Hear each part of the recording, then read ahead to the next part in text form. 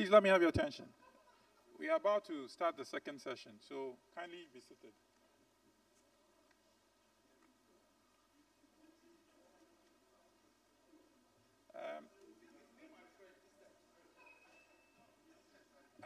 I'm standing in for the director.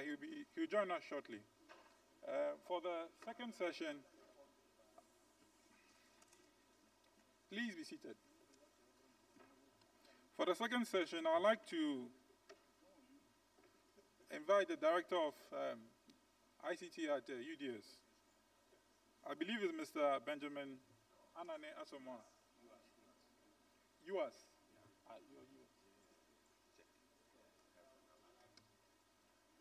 Okay, but I'd like to invite the director of UDS ICT to chair this particular session. If he's around, kindly step up the podium.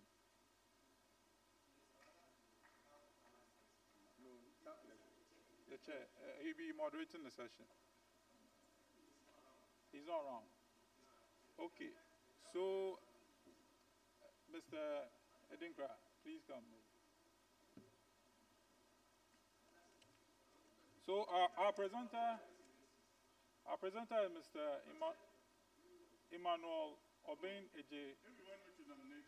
Okay. Methodist University. Who has the honors of chairing this session? Please come upstage.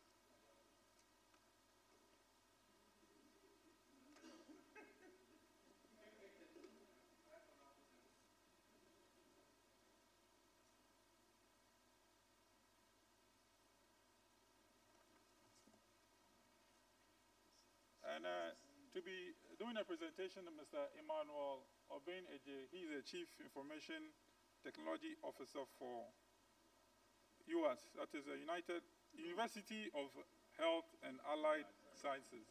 Thank you. The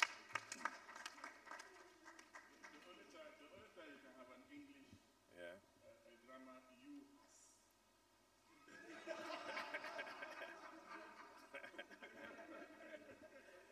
Anyway, we won't go into that detail yet. It's been an issue that I think it's going to be a very short presentation. And before I start, I think I have to thank Lucas and the team for a good job that they have done. Because 6 years ago, when I was asked to find out whether I would get internet from Garnet by then Professor Binka, who was the Vice Chancellor, I went to University of Ghana, and then I met a professor of chemistry somewhere telling me what they are doing and what they are not doing.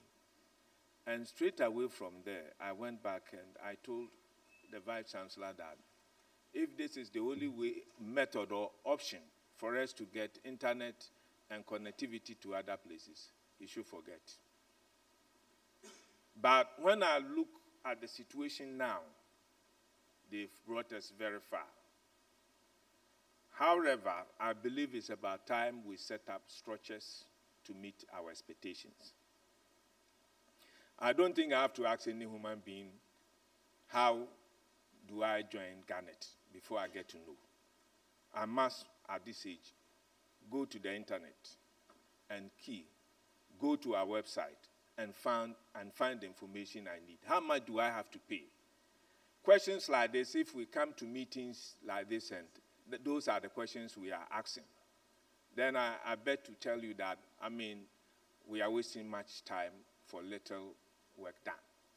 We need to be able to access information. When information comes to people managing it, they must put it at the website, and people should go there and find the information at their own leisure time. They've been sending mails, but you all know that sometimes when things are at the website and you are looking for it, you know specifically what you have to do to get it, and you get it. So that is my challenge to the good members that have brought us here, that we need to now let information flow be the order of the day, because much is being kept at Legon, and almost all the universities feel a little bit out of the central point of Garnet. So, back to my presentation. What are our expectations? What should we do? We have objectives, and the objectives determine our expectations. And our expectation should determine how and what we should do. So I look at our and find out that we have 7 key objectives in our Constitution. And I want us to examine these 7 objectives. And at the end of the session, assign each member or each university to a particular task. And then they will champion it, or the group will champion that task. Bring information, put it at our website, put it at places where people could easily have access to. Some people might be able to develop standards. And we go there and said, I'm building a network. What is the standard that must be followed? How do I go about my naming conventions? How do I set the system up? It's been done in tech. It might have been done in Legon. It's been done in maybe Cape Coast. I'm a new university. How should I get this information so that I don't repeat the same mistakes that maybe Legon made? For that to happen, I must get the information. I need not ask people so many questions to get what I want. So, as I said, at the end of it, we must be thinking of forming 7 groups to pursue our 7 objectives. And then we can set deadlines and then targets that needs to be accomplished.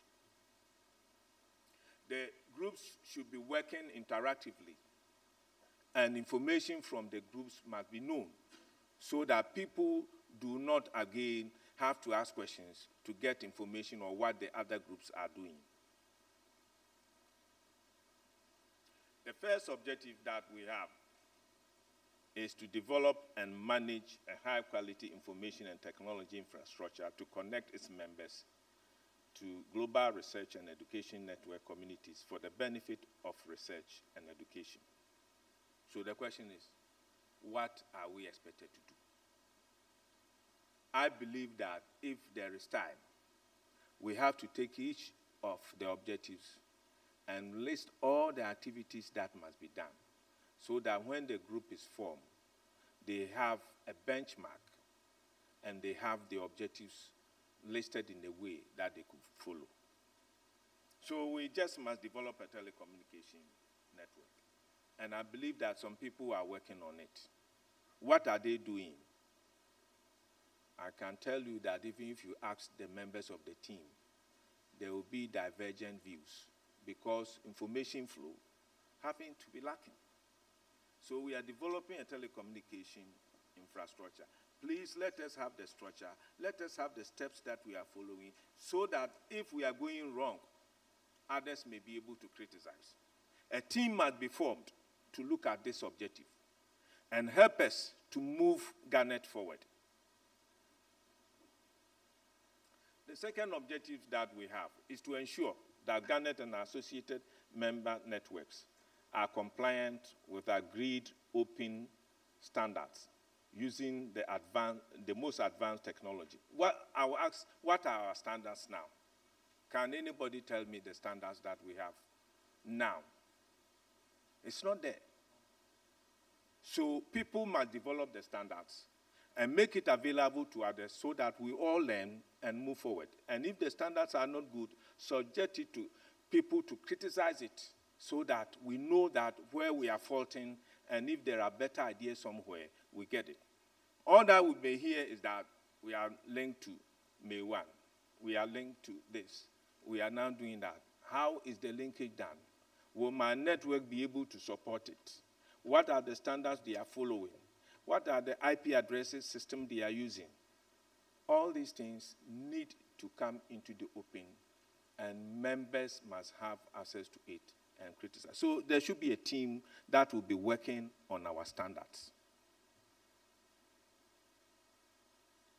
Then we talk of collaboration, institution collaboration between us and using the economies of scales. Fortunately, I believe that that is being done to a large extent. But again, I will say, let us form a team that will promote the use of the network infrastructure and then make sure that the research things are done in an organized manner.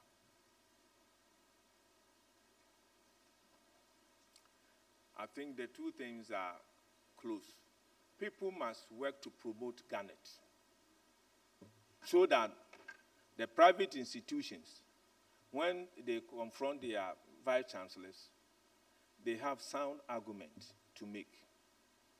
If you are organizing something to promote the use of a facility, you must have thought through what must be done, have a very convincing argument to tell the private institutions to pay certain amount that we are demanding. I'm telling you, it's next to impossible because they are not making that much money.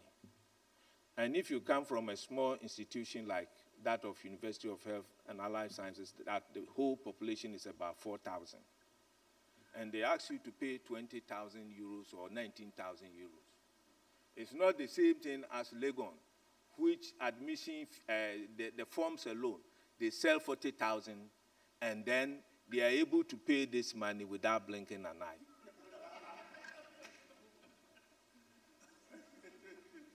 I must tell you my personal experience. I moved from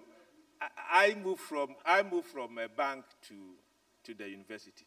So when I went, being a year, I just put out a plan. I have to do this, connect here, have to make sure they get this thing. Did a nice plan. In the bank, I just will present what I want to do. They ask, will it benefit the bank? When will it be done? What is the cost? And then a budget is approved. So I just went around and did everything. Then I saw Professor Vinka. He looked at it. He said, Manuel. I said, sir, Prof. He said, what do you want me to do? I said, I want you to, let's fund this thing. He said, do you know that the whole year, government money that has come is about 30,000? I said, so? He said, yes, 30,000 Ghana cedis. And I have 1,000 students. And you present something costing almost 200,000. And you are here. You want it to be implemented. I say, yes, sir. He said, better go to where you came from. And find the money for that project. So being in a small institution, I'm not saying that Legon also has its own problems. But all that I'm bringing up is that, as was said, sometimes we have to carry others along a little bit. There should be some ratios in certain costs. We cannot say everybody should pay the same amount and rigidly enforce it that all must pay it at the same time. Maybe there should be flexibility. Maybe there should be options. Maybe we may have some free money from somewhere and support the private institutions and the young ones to grow. Other than that, for fear of lack of money, you will find people not joining. I'm telling you, most of the private institutions that are not here, it's more funding than anything you may think of. So those who are promoting must look at all these things and come up with policies that will take some of the load from these institutions. All that I'm saying is that we must have a plan to bring them in and maintain them and to nurture them and to let them grow.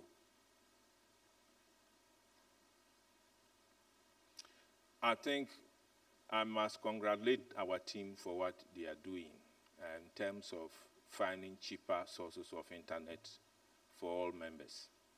It is something we must capitalize. At the end of the day, even if we don't do anything and we provide cheaper internet, sources of internet to our institutions, I think every vice-chancellor will be pleased. So this is one area we must put in every energy. And I plead with all members who are not yet connected that they should do well to tell their vice chancellors the benefits. So the technical team, please work on the numbers and let us see that there is a substantial gain if we join Garnet. Because at the end of it, everyone will look at the benefits he's getting before he joins. And so I believe that if I'm buying internet at 50 cedis per 1 meg, and you tell me I'm going to pay 20, and I send it to my vice chancellor and tell him that because I'm not joining, this is how I have to pay, he'll be eager to push us to do it. And so let us see the numbers, and it must come fast. Because if we don't do it, others will sign contracts. And when they sign 2-year contracts and you bring the issues up, you find out that they will not be able to join simply because their hands are tied. So faster, and then you have to expedite the action, speed it up so that we get the benefits from that. And again, there should be a group that must be formed. Once we have a network, there are several linkages that we have to undertake. How does the industrial community of Ghana benefit from Garnet? How does the government benefit from Garnet? How should research work that has been done in the university get to the industries? It's now all through communication. And communication is what we are all working also towards. So there must be a special team that will work with our research institutions in the various universities and bring what they are doing to the fore, so that either through our network or international network or any other form, and we must form a group that make this their central idea to follow and then achieve it and tax it. We are the team members, and we have to select members to work on each of these objectives. I believe that the whole West Africa, as I'm hearing, if we have a pipe of 5 gig and we have 30 universities and they all start to use it, I don't know where we'll be going. So I think that the earlier we start working on those things, the better. Because just like we may not be expecting, within a short time you have so many people coming and it becomes a bottleneck. So let us have a clear migration of needs so that we know that once it gets to this level, we must trigger. And if that happens, you have already made the necessary contact. You have already estimated the cost. You don't wait until the problem comes and say, we have fiber, so we can at any time open it up. It doesn't happen that way. You just don't open a pipe. You have to pay before it's open. So we need to have a team that look at the future needs and work towards it so that we don't let the problem be created before we find solution. I know that the connectivity to other networks will, in the long run, bring issues. And therefore, we need the team to be working and looking at our future needs now.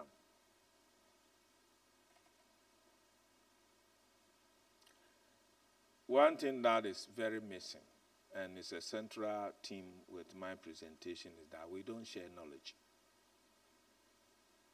I'm telling you, we are not upgrading ourselves so much.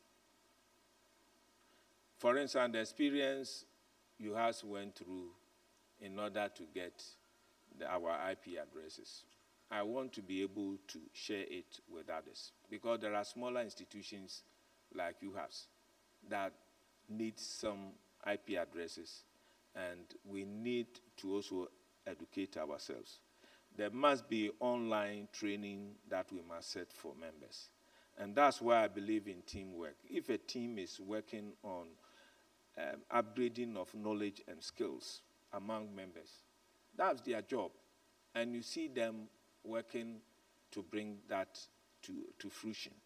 Maybe it's not all members that should form that team that are presently Garnet members. They may be that small guy in my university at the corner, with ideas. But once I know it's a team, I can easily, he's not a member of this Garnet core team, but I can make him become a member of the skill developing team, and then the output from there could be made available to the core team. And that is why I'm emphasizing on letting every member here belong to one of the core, a team that is looking at one of our core objectives. I am not saying that what we have done so far is bad. In fact, we've done a lot. And I must congratulate the people. But the way forward is not keeping all activities at Legon. People will feel not part of the team. We need now to open up and share information and skills. That is the end of my presentation, and it's a short one, but I want us to be thinking along those lines. Thank you.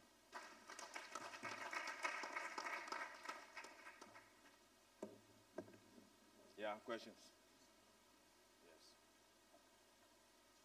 So I'm here now for us to, yeah.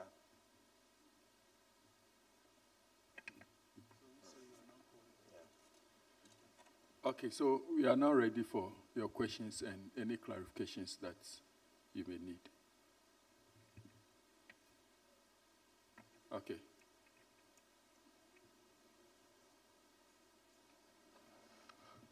Mr. Chairman, I know from the Constitution we have about 11 objectives, but what you mentioned now are the key areas, which is fine.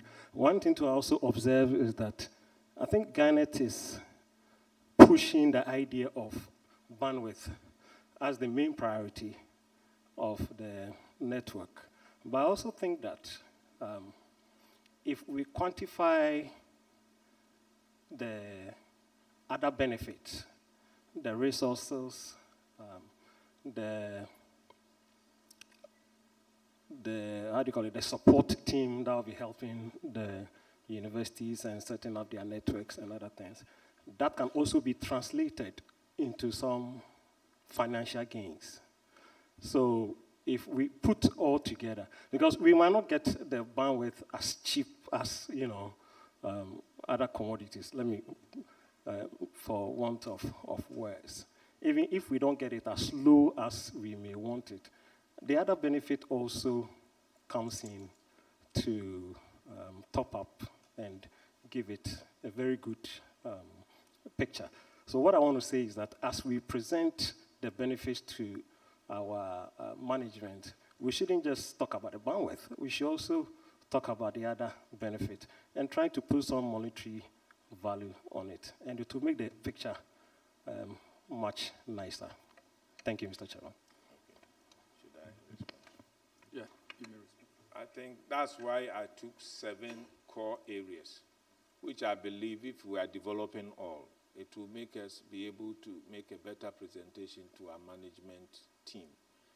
If you remember, I didn't take any one, but I selected 7 out of it, which I think we have to, and you can see that what we've talked about is within one of the 7 core things that I've actually listed on my presentation. So I agree perfectly with you that we need to push at least certain core objectives and the benefits up, but we must have teams that are working on them. That's all that I mean. Yeah, okay. Togo. Yes. Okay. So at the initial stages, one of the areas that, I mean, have been left dormant is content for our network, because we built this wonderful network.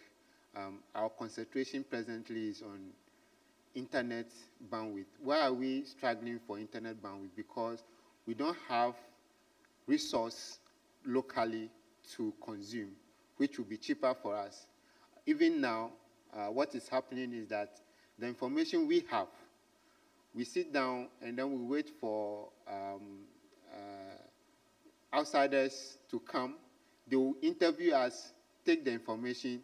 go and put it on their server, and then we are looking for hard-earned dollar to buy capacity to go and access the same information.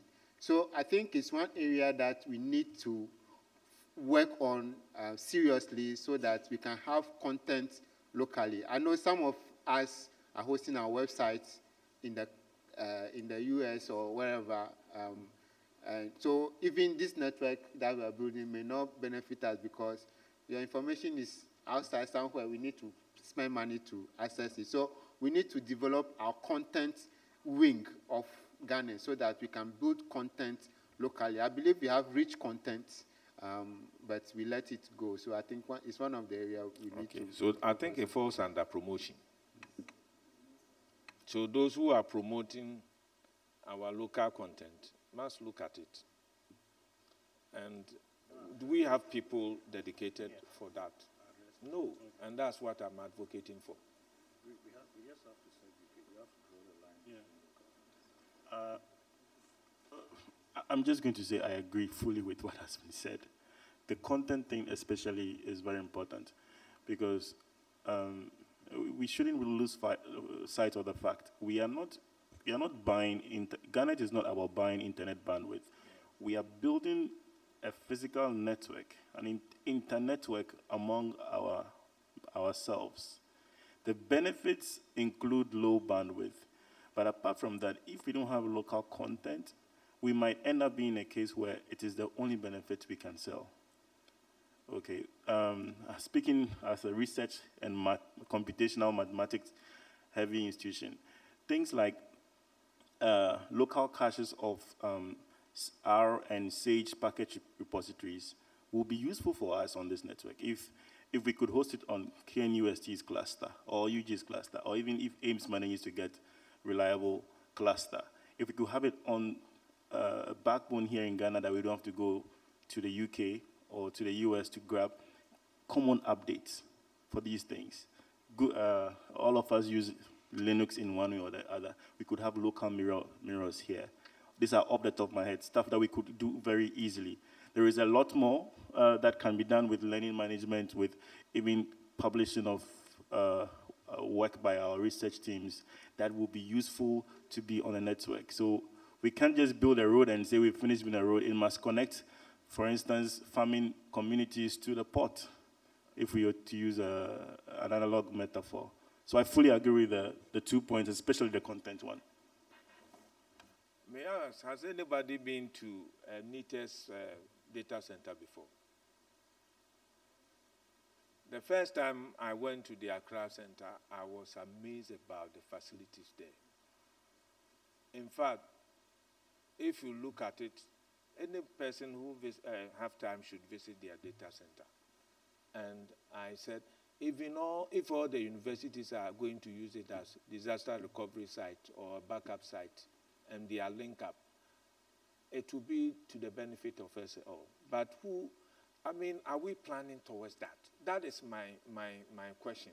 We seem to not looking at the full benefits that we will get from this. We are too limited, and there is no planning in the other areas because people are not working towards it. If you go and look at NITA, in fact, I've visited a lot of data centers outside, but it's one of the best I've ever seen. Power system about 3 sources. You can imagine it.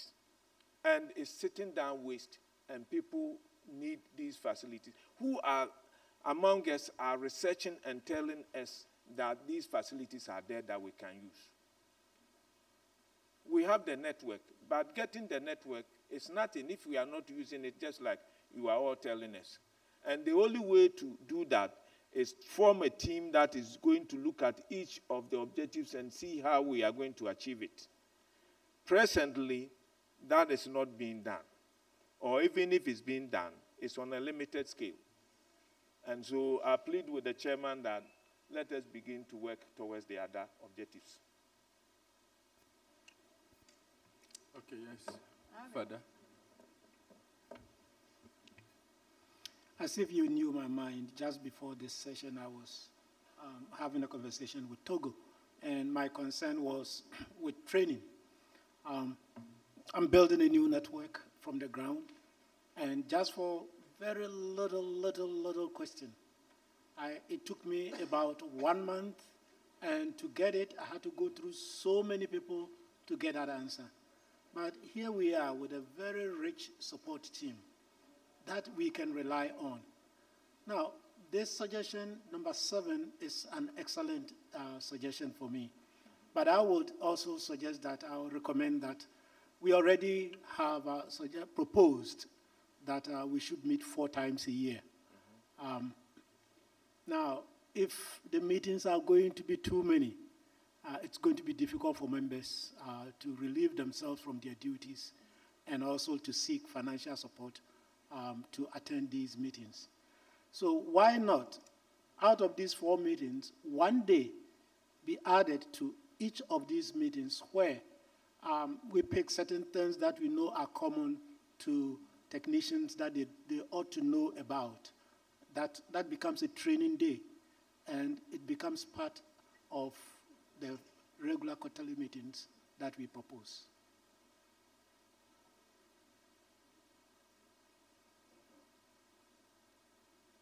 I think every idea is now welcome, so we have to now. I have a question.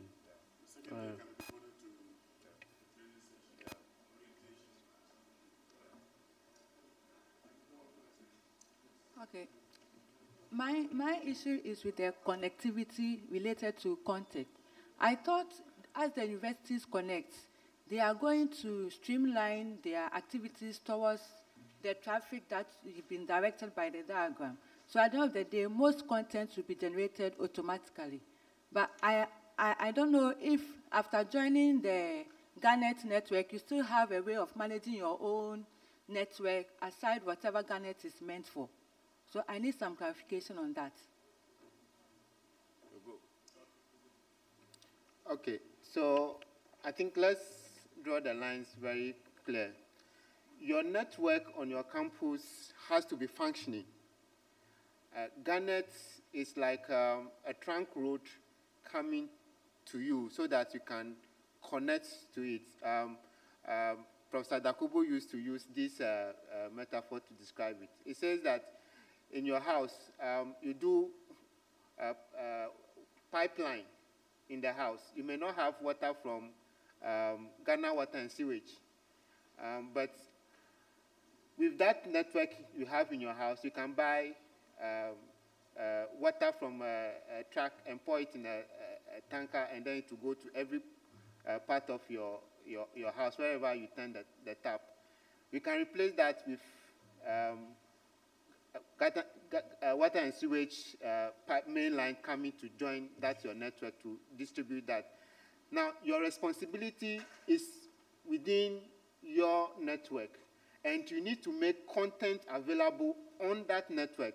The Garnet network is not going to automatically generate that content, but you can put structures in place that can help in some of the areas. Like, for instance, the researchers can have a database that their research documents can be hosted locally so that they don't have to host it outside.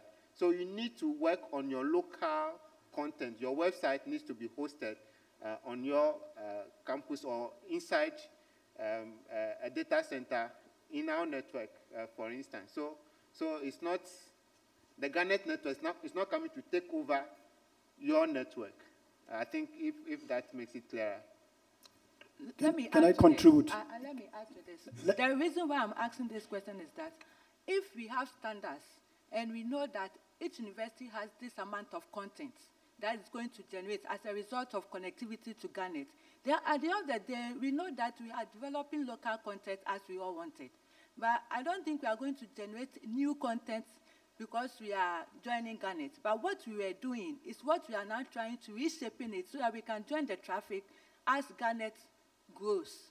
That is the understanding I have here. Can I come here, please? Francis, just to supplement what you have said and what Togo has said, there are two things. Your internal network must be in place and your internal content could be useful for your students as well as be made available for the rest of the Garnet community. That is a content once we come together. I think previously, earlier today, somebody mentioned that there are certain resources we should be able to start using amongst ourselves as Garnet entities if we have the network in place. That, if you like, is a resource or a content. But into the future, I'm sure that if we get the setup, as some of us have been proposing, dedicated personnel running things, like people do in America, Europe, UK, they generate a lot of content for the institutions. That community, that Garnet setup generates a lot of content, security, so many other things. And again, I think that, for example, University of Ghana, we have a lot of resources that we cannot use it alone. So it becomes available for the community once we have the network. So that becomes content for Garnet. But I think there will be policies as we go ahead. For example, if university has some resources, are they going to make it free or you contribute? The community contribute and they all share it. That becomes a content. But I believe that if we have the unit working, there are several things that will become very useful for all the community. We'll tap into it. That becomes a bigger content. So yes, the community will generate its content. And together, if you have 10 cities, I have 100 cities, some other have 200 cities. That whole big 200 or 300 and something city becomes something we can all tap into. So that becomes also part of the content we are talking about here. Thank you. Any more questions? Yes. I wanted to contribute, or I don't know if it's a question in itself, but I earlier on reiterated this point that for those of us who are new, I think it will be of great service to us if either today or tomorrow we identify the individuals that we can deal with who are called the core team. Who are they? What are their email addresses? How can we contact them? Where should we start off? What documents should we make ready? So that at least by the March deadline, I mean, we can also say that, well, we tried, we couldn't meet it, or we tried and we have been able to meet it. Please don't let us forget that, because some of us are new. So let's identify who we should contact or who we should deal with. Thank you. Any more?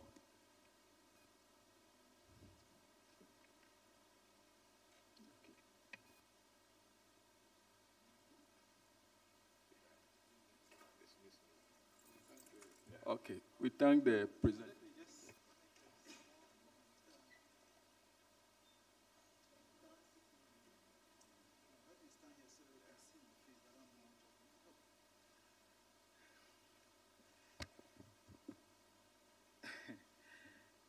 Normally when we talk beautifully like this, it's very nice. And I like it. But I'm telling you, unless we all commit, you can form these teams. I mean, it's very, very nice. But I would draw your minds back to, that was when I first joined the University of Ghana, and I attended the first Garnet meeting at a certain hotel. I can't remember the name. What was that? We talked beautifully. Alisa Hotel. We agreed every institution will procure IP resources. We do this and that. After that, total blackout. I'm telling you, total blackout. Nothing moving. So alongside this, if we agree, then we must commit. We must commit. One of the things that I think we should not,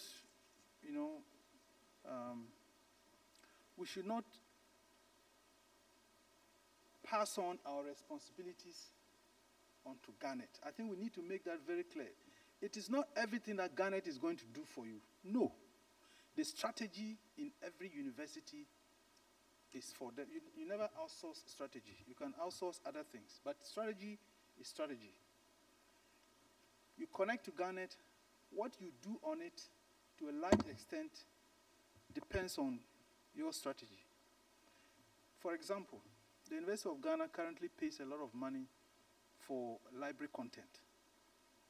It is so huge that we are bleeding. Every year, I think we pay in excess of $200,000. If I'm not Togo, it's more, you see. $200,000, and we use just a third of it, 30%. Now, They are using it, but I doubt whether you are paying. They are not paying. These guys are, how much? How much are you paying? We are paying it. This year we are paid. Okay, all right. Not paid, yes. So if they are going to pay, let them pay. They haven't paid. You know, so $250,000, for example, for library content, which only 30% of the students are using, is just not good enough.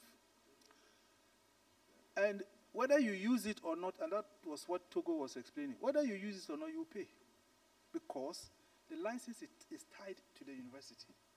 Now, let's flip it around and say, okay, now that we have Garnet, the agreement will now be made, not by us. You see, we also need to separate it. We IT people cannot make the decision that AIMS, KNUST, UDS now have access to the library resources of University of Ghana. No. That will be decided by the management, probably based on our recommendations that, look, now we have this, is possible to share. And they make the decision there. Okay? But whether your university joins or not, Garnet cannot enforce that. So I want us, while we discuss, we should accept the responsibilities that the directors of IT and their key technical persons must do. Because if you do nothing, nothing will happen.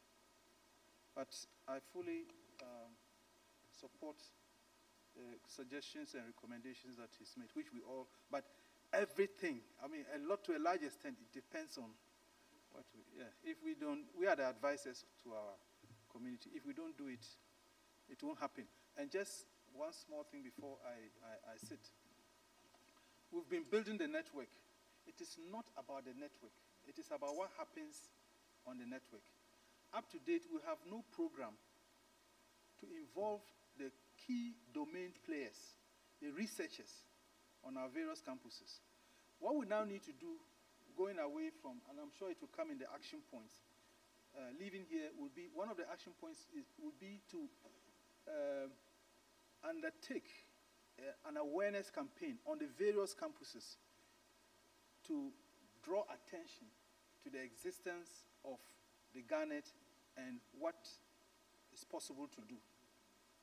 If we don't do that, we'll finish building the network and there'll be no content generated on it, as our lady is saying. And it's sad commentary that we're all sitting here. There's only one lady. Only one. It's a problem everywhere. And we are trying and correct that. This is just a side comment that we should try and encourage more of the females to join the IT department. Okay, thank you very much. Okay. I think I'll yes.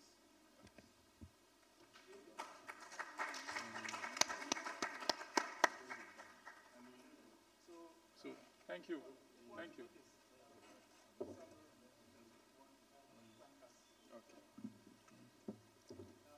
Okay, we thank. Oh, you would like to say something? Okay, go ahead. Thank you, Mr. Chairman. Please, just one thing so that we don't lose it. As we go through the presentations and take the suggestions and way forward, I think we should try and streamline them into some output documents so that it can guide us going forward, so that we don't come here next 3 months again and still be discussing things that we have discussed now. I'm saying this because if you don't know, I know that we are happy to have our executive secretary for VCG here. He has other things that he does. So we should take his time here seriously and at least use him to push the important agendas now before he's engaged somewhere else. It is very important. So the focus can shift from us if we don't take this timing and opportunity thing seriously. They have a lot on their desk. So please, let's take this time very seriously. If we go back, let's not just go and relax as usual. Else, when you are left out, maybe this time you'll be left out for good. Thank you very much. Okay. we thank very much the presenter and all the contributions that has been made. I think that one important thing that is missing from the presentation, in my view, is timelines for the various groups that will be formed. When are they starting? When are we even forming the group? Is it now or tomorrow? I think we have to resolve all this before we leave here. Well, those are my remarks. Thank you.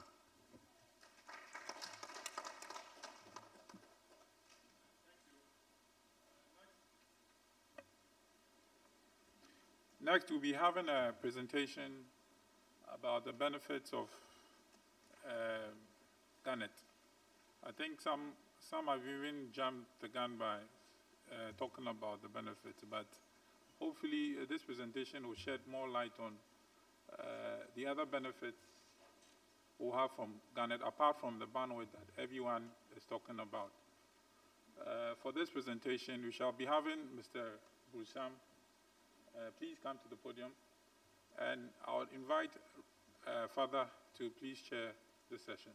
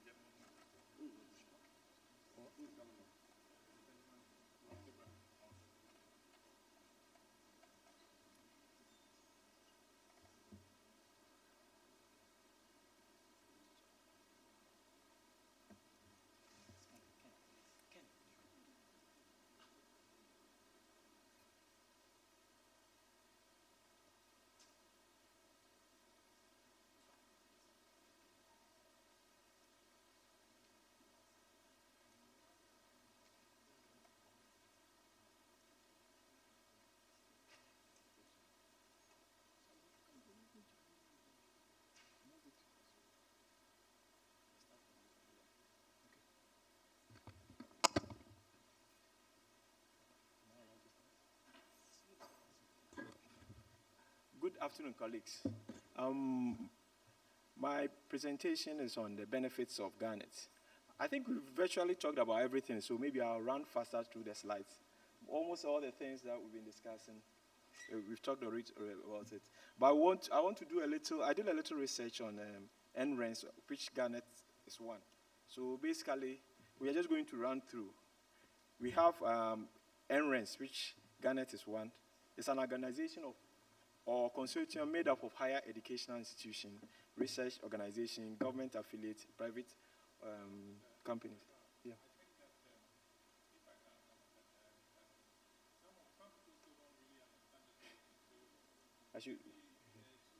I should take my time. Okay.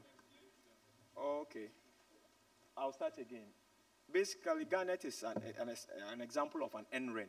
And an NREN is a national research and educational network. And the constituents could be higher education, research organization, government affiliates, and sometimes private companies with research interest. Then, what is it? It's a specialized network provider which is private in nature, dedicated to a nation's research and then education, and connects mainly each member institution together. And then they peer amongst each other, and then they may have arrangement with internet exchange and then commercial ISP, as has been indicated earlier. Then, most people, I remember one institution was saying, is Garnet not just like any commercial ISP? Already I have Vodafone, I have MTN. Why do I have to join Garnet? Are we not just reinventing the wheel or trying to create jobs for the boys? So we need to really understand the major difference. If you look at it, NRENs are non-profit, ISPs are for commercial reasons. And then the aims is to support education and research. ISPs are providing internet to customers. And then access to, normally for NRENs, as we said clearly, is closed. And then ISPs are public, for public use. Then we have membership, which is mainly higher education institutions, research organizations, sometimes governments. We have NCT and NITA who are participating fully. And then ISPs sometimes are privately owned. And then infrastructure. Most of the infrastructure, unfortunately for us, we are still depending on Vodafone. Maybe one day we may build our own infrastructure. And then, as clearly stated, ISPs are owned by companies or owned by the ISPs. Funding. If you clearly heard what Lucas said, Mr. Lucas said, he was talking about government supporting us and then the World Bank. Most ISPs get their own funding in a private means. And then we move to samples of research networks around the world. If you remember, Mr. Francis was talking about UK. We have the Garnet, and the organization is Joint Information Systems Committee. We have Internet 2 by the US, and then we have the Canadian Research Network. Then in our own African context, we have Safari, and then they operate the Tenet. So these are samples of research networks around the world. And then, why the need to join Garnet or to build this system? As some of our colleagues, the mathematicians here, were saying, supercomputers all over the world. How many universities can put in so much resources to build a supercomputer cluster? Therefore, if we have a common cluster, we all can contribute through the Garnet network and make use of it. And then some samples that have been done in Europe and America. We have the particle collider project, radio satellite, and then even DNA banks in the US that use such networks. Then these were some of the sample supercomputers around the world. We have the San Diego cluster, we have the Blue Gene, IBM, Germany. If you realize, if we do our job very well, even HP and some of these big organizations may be ready to set up a cluster for Africa, and then they will fund it. So it's good we are trying to come together to build this network. We'll move to some of the research that is happening all over the world. We have this particle collider in the US. We also have the CERN, the popular CERN cluster. Then we have some research going on, radio telescope by US, Puerto Rico, and then even in Ghana, here, Kuntinasi, we have an Earth station there. And then we go to the US, the seed bank for biology, chemistry guys. There are a lot of research that is going on that we can benefit from our biologists. Then the DNA banks in the US too. Okay, and then we come back to the platform. Why Garnet again? Most of the new innovations that have come around the world has been based on this technology. I mean, when virtualization, cloud computing, and network storage started, they got most of the development on private networks like NRENs. And then security protocols that have been developed over a period of time. We have some of the standard cryptography and frameworks have all come out of NRENs.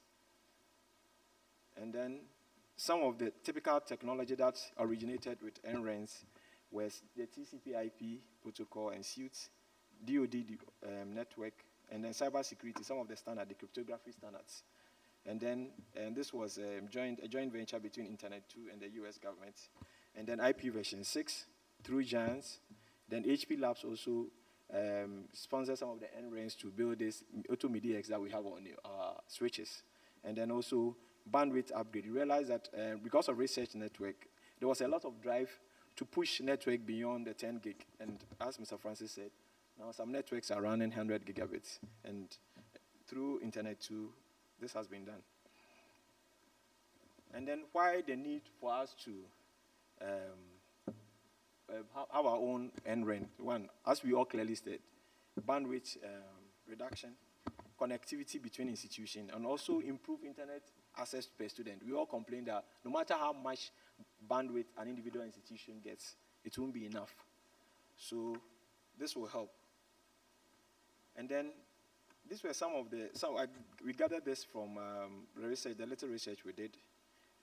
The FCA or FCC in the US says at least for normal internet access, at least a student needs about 100 kilobits for normal internet access, 450 meg for research, like sometimes connecting to supercomputer clusters, and then for other things, they gave it. So we got this report from the US. And then they also went further for student traffic. What are some of the common student applications that our institutions use? For web browsing, typical HTML it was around 100 kilobits. For web browsing, Web 2 was around 400 kilobits. And then for online examination, because some have campuses that are not in one place, maybe you have to look about 1 meg for streaming videos, 4 meg, video conferencing, 6 meg, and online gaming. So these are typical ratios. Some of you were asking how much bandwidth you may need. Later on, you can look through the site and use some for some basic calculations. And then there's a picture of some West African universities and schools. And then outside, you see, if you look at the bandwidth scenarios, look, University of Ouagadougou, 10 meg for 60,000 students. Lomé, 35. I got this from Wakren. And then you can see the statistics that it's not good at all. Yeah, and then you can, the number of students. If you do the ratios, you see the amount of bandwidth consumption per student. Then we'll move on to the costs. Some of our earlier colleagues talked about it earlier. Cost averages for Nigeria is between 35 and 65 euro, depending on your bargaining power. Ghana, this source was also from Wakren, 35 to 70, Cote d'Ivoire, 95 euros. So this way, and Mali, 1,000 euros, because they use more VSAT. And Burkina Faso, 1,800. And then it goes like that. Look at Europe, 0.5. And then US is about 1.0. So it tells us that if we don't come together as a team to build a research network, we'll really not be able to do much. And then there were a few graphs on bandwidth between Europe and Africa. Look at how much we pay for the pipes. You see the developing countries is so low, but we pay so much for almost the same output. So these were some statistics that we got. We realized that Africa in general is being cheated on this information highway, so we have to find an alternative. And then these were some prices for average bandwidth monthly in euros. Africa is paying about 466 euros per meg, Europe 0.5, and then US 1.08. And then still on the benefits, a platform for collaboration for researchers, IT professionals, government bodies, and consultants. And then also to engage in social and professional network. Like as we are doing now, we are sharing ideas and then the way forward. And then obviously to organize retreat conferences, workshops, to look at some of our major challenges that we have. And then some of the partnership we have now through Garnet, we have a Wakren, as Togo clearly explained.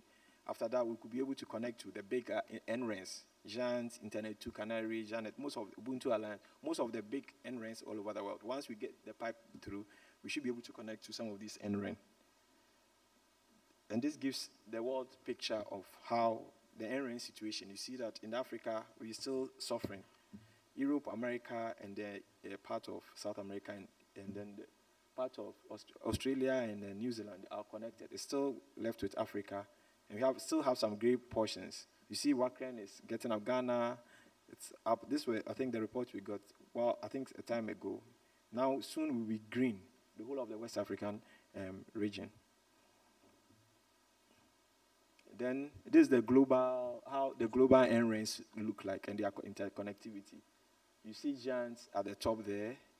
You see Orient, Canary, Internet 2. So these are all NRENs connecting together. And I think if you look at it, the main hub is in Europe. That's the Giants. That's where we are having this European Union connection. So virtually all the NRENs will eventually get connected at this level. Then some of the sample NRENs in Africa. Examples, we have the Asian, for the North Africans, the ASREN, then the Eastern, Southern Africa, we have Ubuntu Alliance.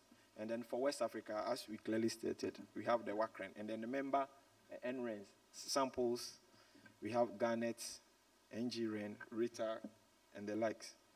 And then others, I think when we went out, others were asking what even Wakren was all about. And this clearly defined Wakren's vision and objectives. An association, it's AAU that started it through AFNOG in November 2006, and it's grown to this. And their vision is to provide a world-class infrastructure and service for the West and Central Central African research and educational community for development. Their mission statement: to build and operate a world-class network infrastructure, promote collaboration among national, regional, and international research education communities, and build capacity for end-to-end communities.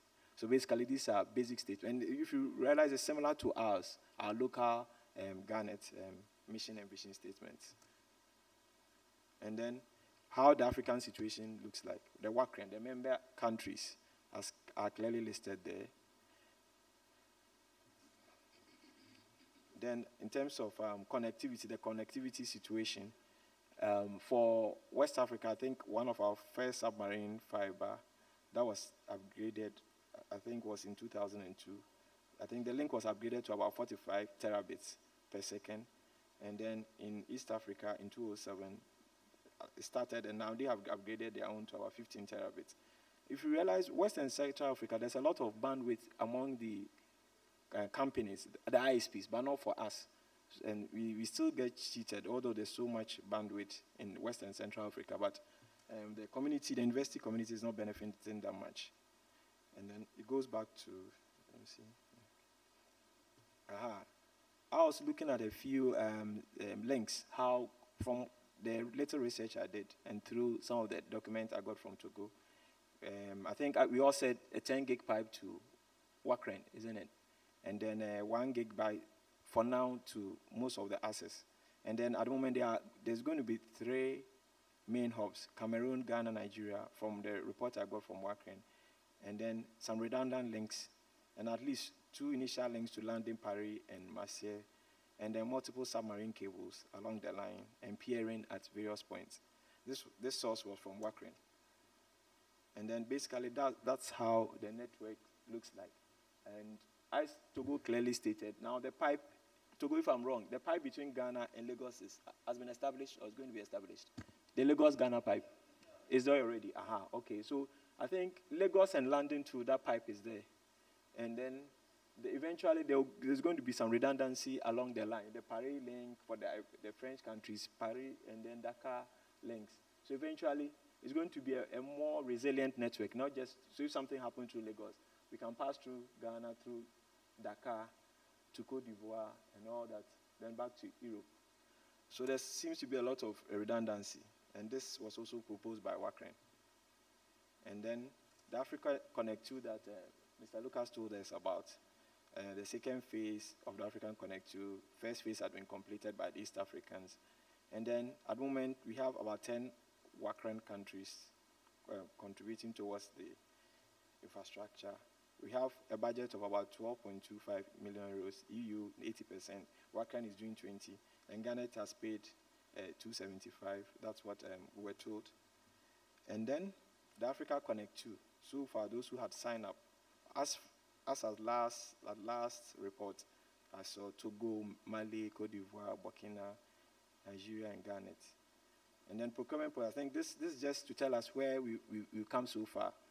Connectivity in 2006, procurement for connectivity, best and final backbone connection, 2017, equipment tender. I think this was done last year, so I think we've moved beyond this stage. And then, as we are all hoping that by the first quarter of 2018, things should fly through. And then, earlier, if we hadn't contributed towards, we would have lost the funding. I think we've passed this stage. So this is basically a recap of what we've done so far in terms of the WACREN objectives and AfriConnect. And then the last one before I sit down was opportunities for Garnet and then WACREN and all that. Obviously, we've been talking about internet as one of the major opportunities, high-speed connectivity to international backbones, collaboration. As we are here, we are all collaborating. Access to computational and mathematical grades all over the world. Federations. Then the EduRoam, as we said, our colleagues from Legon were able to connect the moment they came on campus. And e-learning. We have a lot of materials. Tech has a lot of e-learning materials that we use. Legon can make, Cape Coast and other private universities can make use of it. And then Mr. Lucas also talked about the VoIP, that we can start connecting and interconnecting. We have a huge national video conferencing facility that we sometime, maybe one day, we may all not meet here. We'll be on our various campuses and still have our Garnet meeting. I think I must end here and ask for questions. Thank you very much. Thank you very much, Mr. Abraham.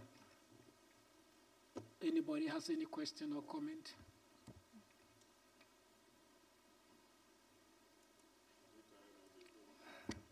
I think they are tired.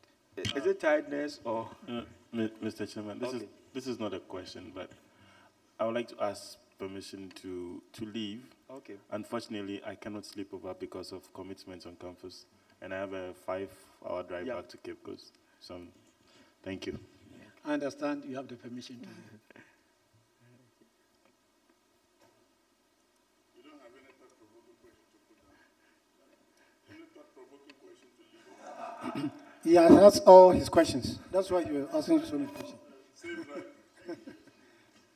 Mr. Chairman, yes, please. Mine is not a question, it's a comment. I mean, just to support what he has said. If we look at the details, the traffic details that he put out there, you realize that look, Europe is paying, look at what per student, 0.16 kilobit per second. What can somebody do? Anyway, that's for the outside our region. But even look at our region, Ghana, News, and Cape Coast. Look at price differentials. Why should that be so? It's all because we are not together. So I think it makes sense. There's so much that we can benefit from coming together. So I guess this is quite very critical for everybody to take away.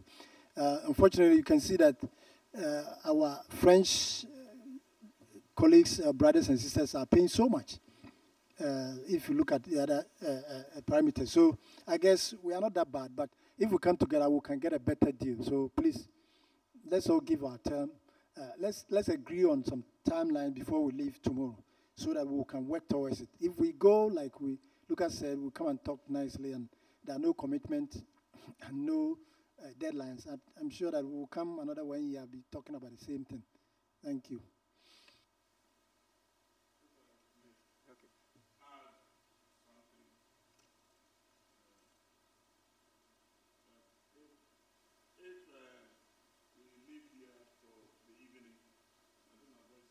If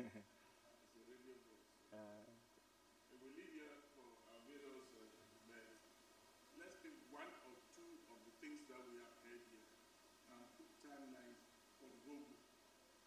Each one can put timelines, and tomorrow the director will help us project those timelines here. I think that's the problem. We project those timelines here and agree. When we agree on them, they become the working timeline. Each one of them.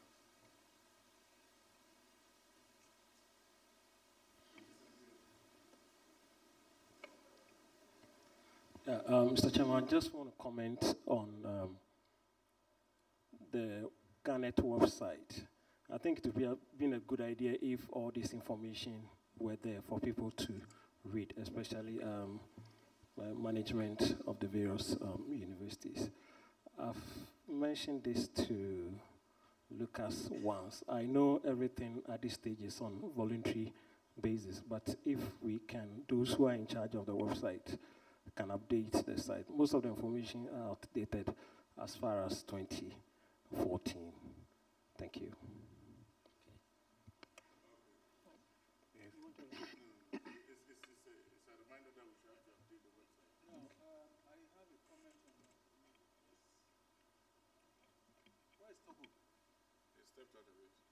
Look, as he says, the website was not updated, but we have had to engage someone to redesign it.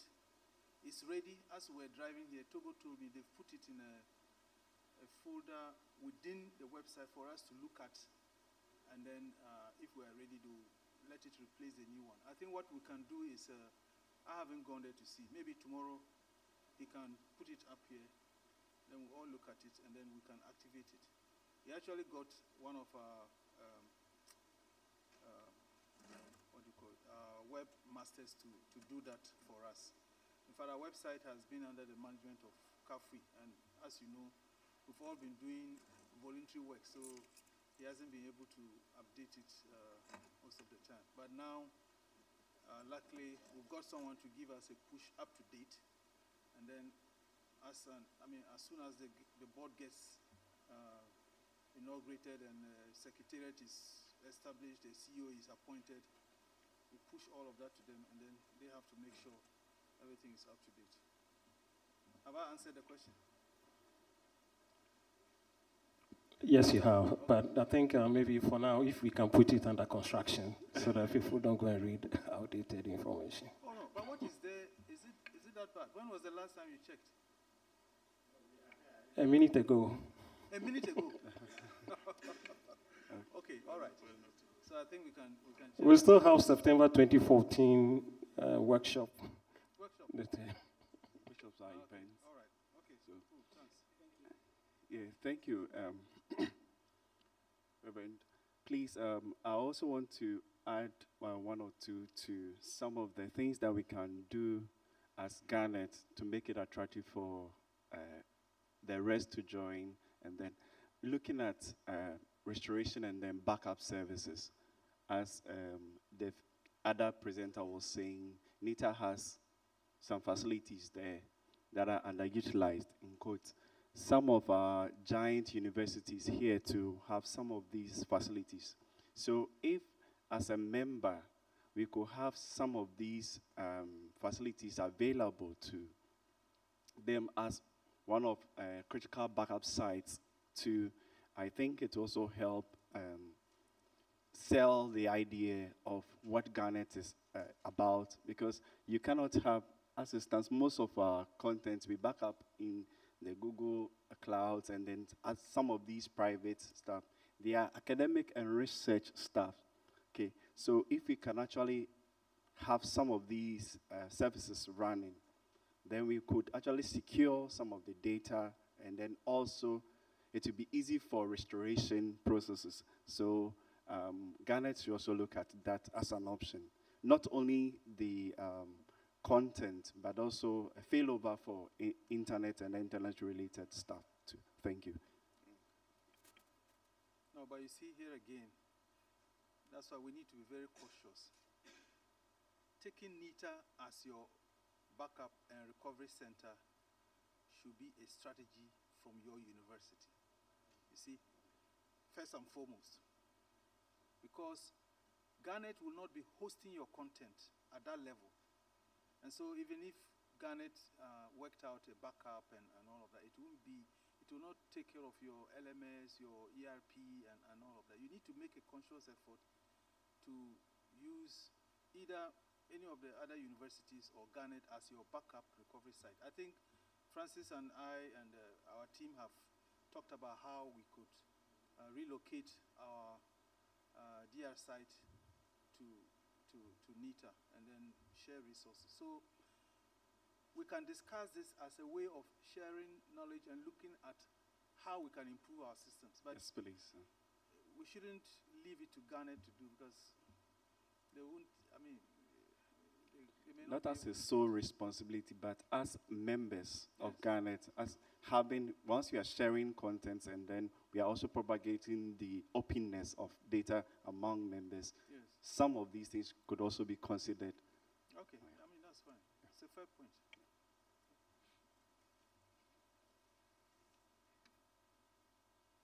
Any other contribution, question?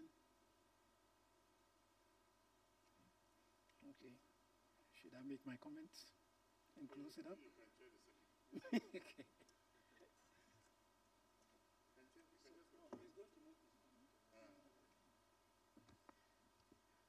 I think I stand in a most opportune position to say that this last presentation is very important for some of us who are attending for the first time this kind of meeting.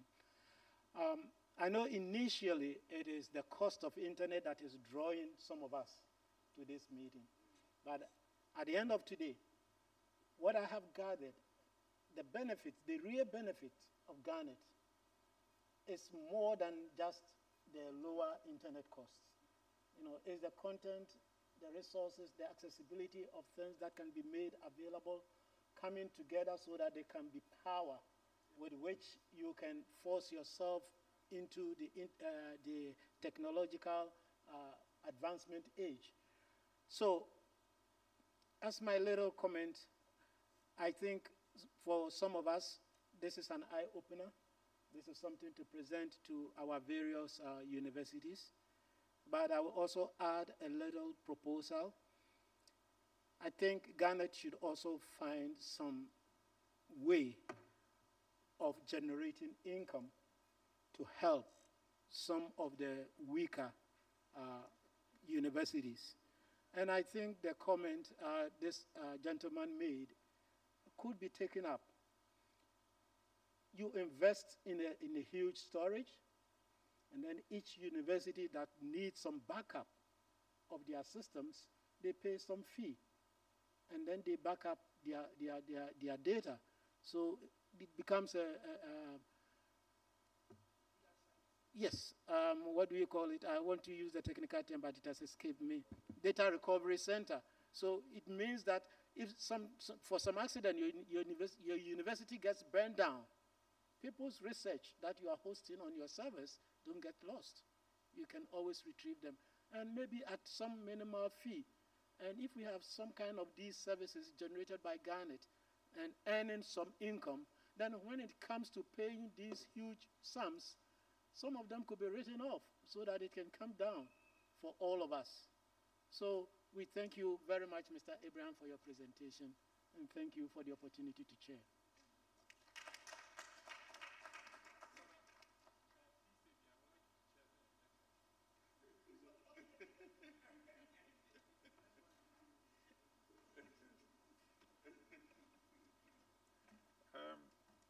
Thank you, Mr. Abraham, once again. For our next presentation, I will be inviting Mr. John Hazel Comment. The presentation will be on subsidization of internet bandwidth for private universities with low budget.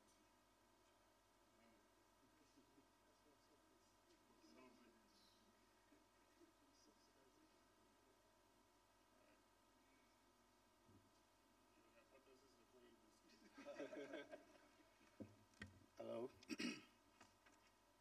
Hello. Yeah. Yes. Okay. This presentation basically crowns the day. I may end up summarizing all the points that have been made, and I would also add some few more.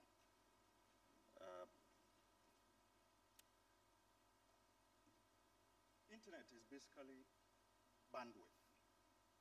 If you talk about cost of internet, we're talking about bandwidth. Now, if internet is expensive, it means just bandwidth is expensive. You find it quite difficult to buy bandwidth. So, in a report for the Partnership of Higher Education in Africa, there's a researcher who calculated that, the person did some research on internet bandwidth usage in some of the universities in Africa. And I took about 2 or 3 of them, and I compared their bandwidth usage and the costs that they incur. Now, these figures indicate that African universities outside of South Africa are paying in the neighborhood of about $50,000 per month for only 1 gig inbound and 1 gig outbound. These figures are about 50 times more expensive than relevant prices, equivalent prices in Europe. Now, one solution to controlling costs and improving access is to press for more affordable access by, for instance, suggesting that governments open up their telecommunications markets by joining forces with other institutions to negotiate better connectivity deals. And this typifies what we are trying to do over here now. I can also do that by encouraging local internet service providers to set up country internet exchange points. That further describes exactly what we're doing now. Now, these points route traffic within the country instead of via Europe and North America, as done by research and educational networks and GIS. We also do this by making use of open source systems and software, amongst others.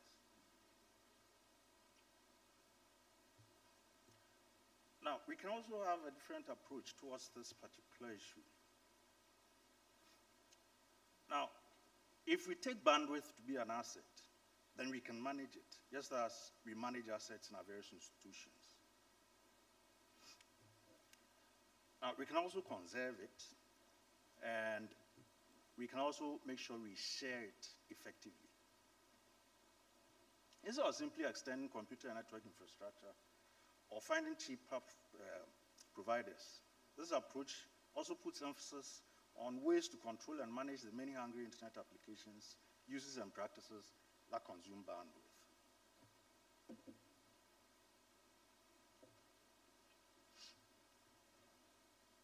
My slides are a bit wordy because I needed to explain things further, especially for the new entrants into the Garnet world. The approach we discussed in the previous slide has technical implications regarding the network configuration and management. Suitable policies and guidelines are also needed to encourage proper bandwidth saving behavior. You see, the point is sometimes we may think we need to buy bandwidth.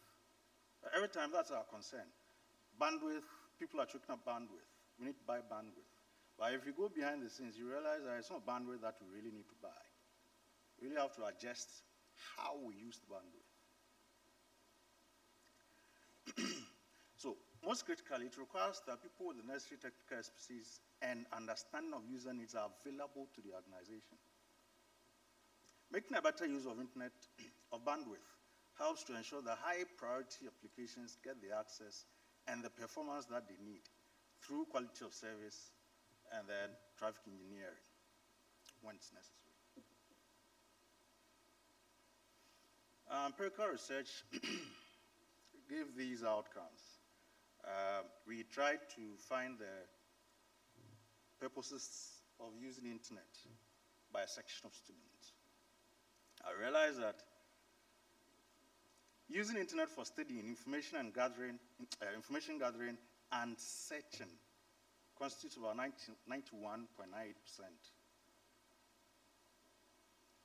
That's the frequency. That's any time a student gets onto the internet. The probability of a student using the internet to access or for studying, to access information or to do searching is about 92%.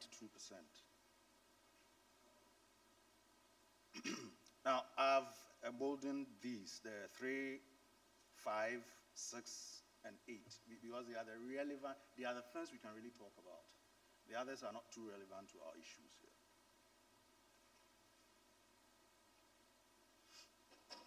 Now, there's an irony here. Internet costs have been declining over the years. I think you all bear with me. In the early 2000s, our turn of the 20th century, internet costs were higher than what we are seeing now. That's a fact. This trend can be attributed to the upsurge in the number of ISPs in the first years. And the price of internet bandwidth is still considered to be on the higher side by students.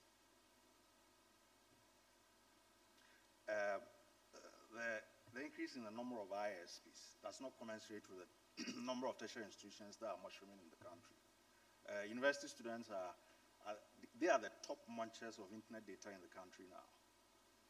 They use the internet for all sorts of stuff.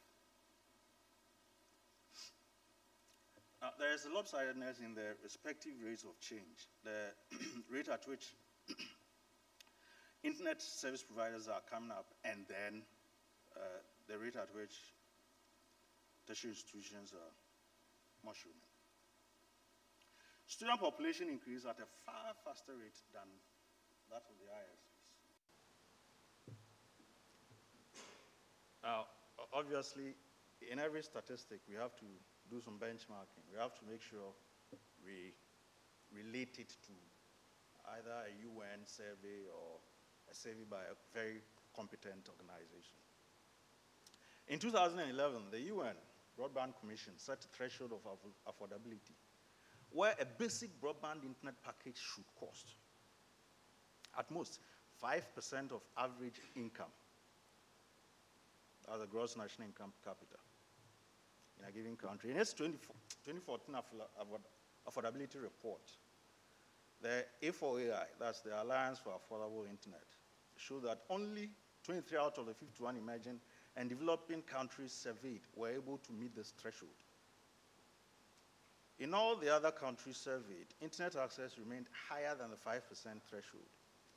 In fact, the costs as a proportion of average income were prohibitively higher for the poor, women, and those living in rural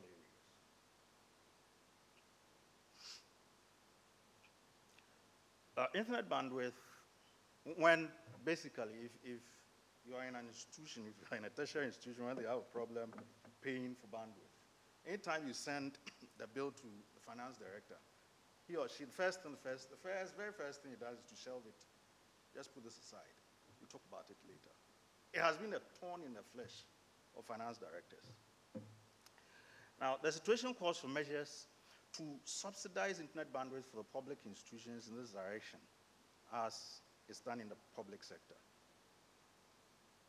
Now, can we sustain this subsidization thing? Can we sustain it? Can we spread it across all the private institutions as well as public institutions? Should the government of the day be doing this all the time? Shouldn't there be any other way to bring down the cost of bandwidth?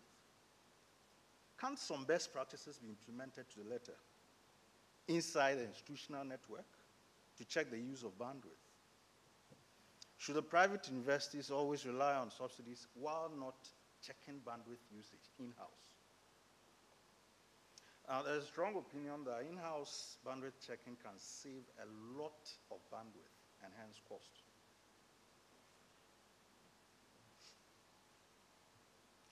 Now, we'll discuss the best practices that can be implemented in-house. That may help save costs. We investigate why subventions should come in handy for the private tertiary institutions. We will weigh measures that should be implemented beyond the tertiary institutional boundaries to mitigate the impact of internet bandwidth costs. And then we finally enumerate possible sources of funding or financial assistance for the tertiary institutions. Now, the main crux of this particular discourse is why private institutions need to be subsidized, why the bandwidth, internet bandwidth need to be subvented. Certain schools of thought ascribe to a fair playing ground for government subventions. What that means is, in fact, what is good for the gander is good for the goose. If we decide to subvent for internet bandwidth for various public tertiary institutions, it is just fair that private institutions have the same subvention. It's just fair.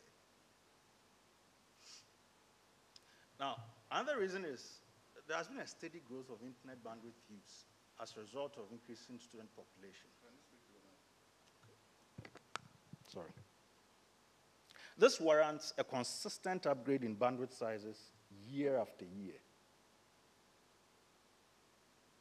Many more students now partake in internet-based research. I think you can all bear to this. And many more internet-based repositories abound with heavier payloads.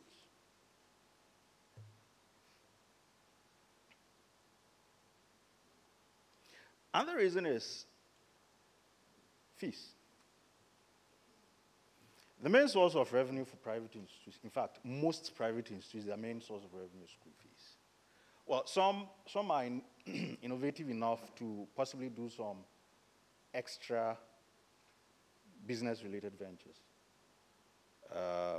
hostels, and so forth. But the main source of revenue for every private institution is school fees. Now, a larger percentage of the income from school fees is sunk into fixed assets and payroll. This leaves small sums of money allocated for internet bandwidth acquisition. We can all see the students that public universities churn out, they are the same students that the private universities. We're all Ghanaians. We're all doing the same job. We want people to go through the university. We want graduates, not graduates who are not unemployed anyway. But we want graduates. Public universities are doing it. Private universities, they are doing the same thing.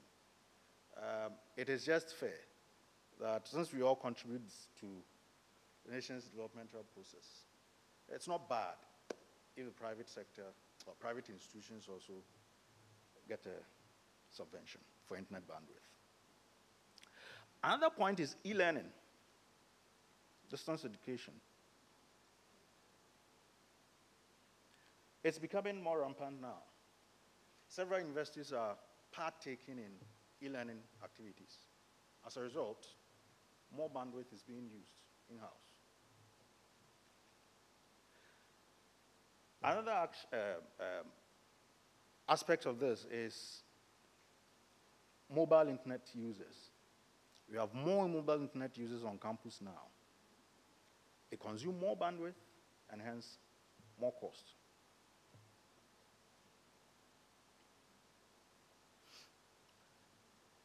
At the turn of the century, fiber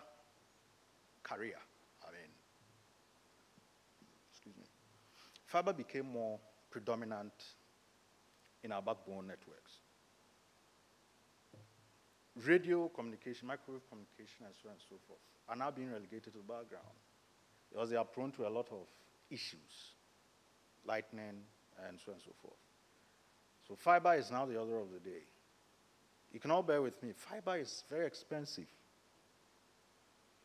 And if an ISP comes in and tells you that, no, the kind of service I want to give you needs fiber.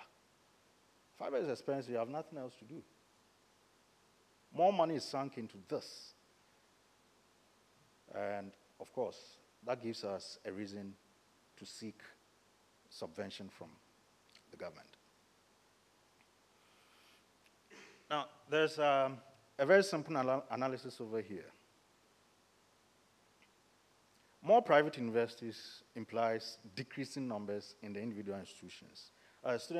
Students are spread thin among the many universities, which means for every individual university, the revenue decreases.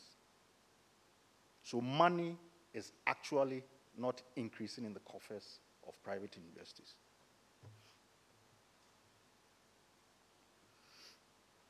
So I've been able to mention some of the reasons why private tertiary institutions would need some subvention from government. Okay? Now, I've always been saying that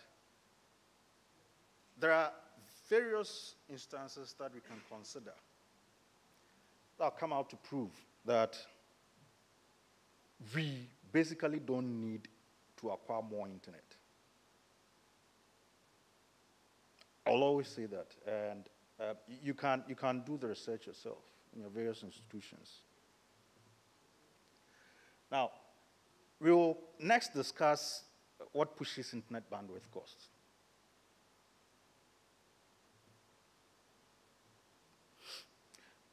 The first point is the absence of policy tools and regulatory reforms that align with international best practices, making internet access affordable.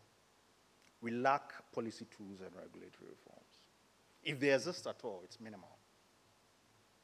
There is also a lack of proper market liberalization mechanisms and competition. You and I know, I think it's simple economics. The higher the supply, the lower the cost.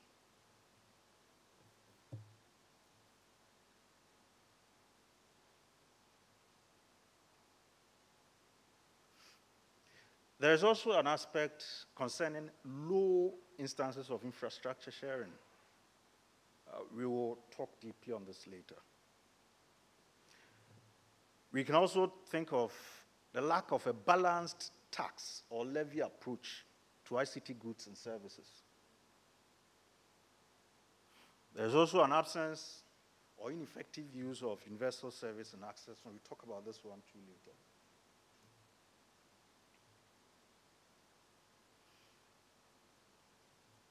In the developed countries, if you talk about Japan, Malaysia, Singapore, Europe, Western Europe,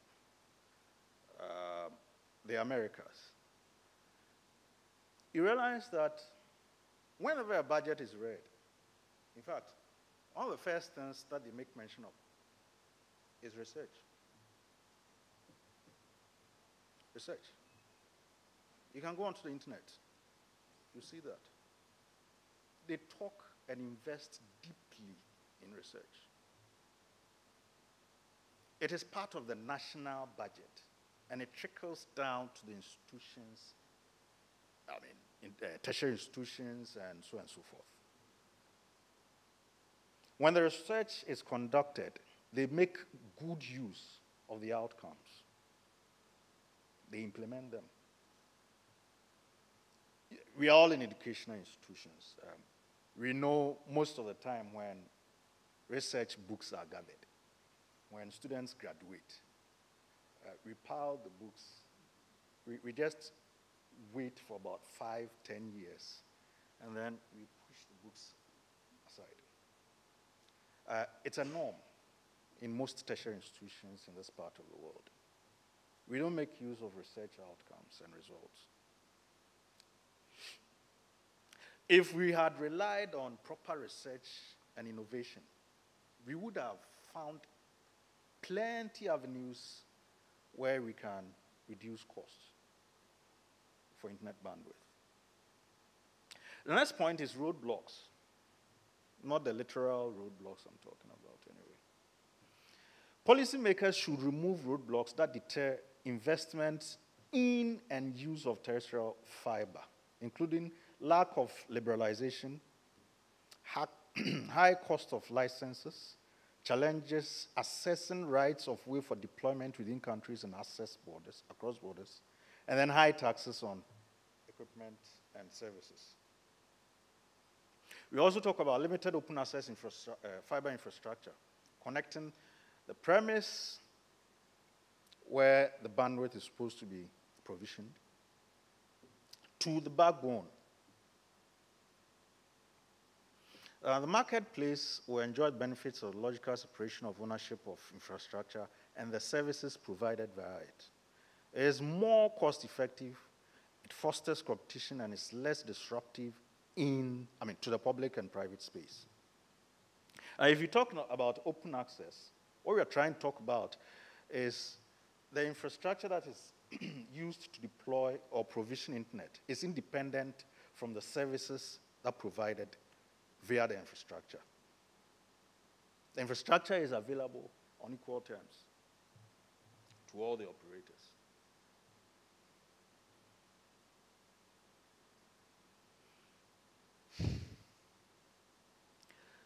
Now, the third aspect we would like to talk about is how we can manage bandwidth in the tertiary institution before we think about subsidization.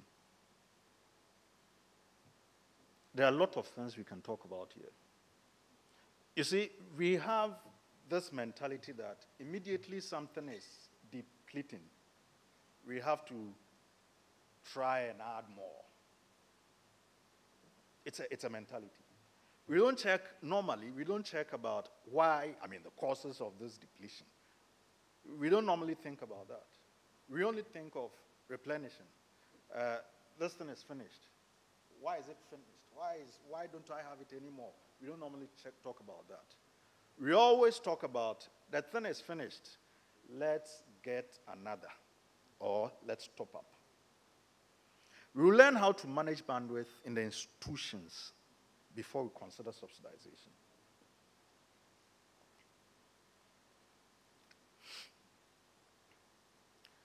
Now, managing bandwidth now calls for basically infrastructure upgrade, basically.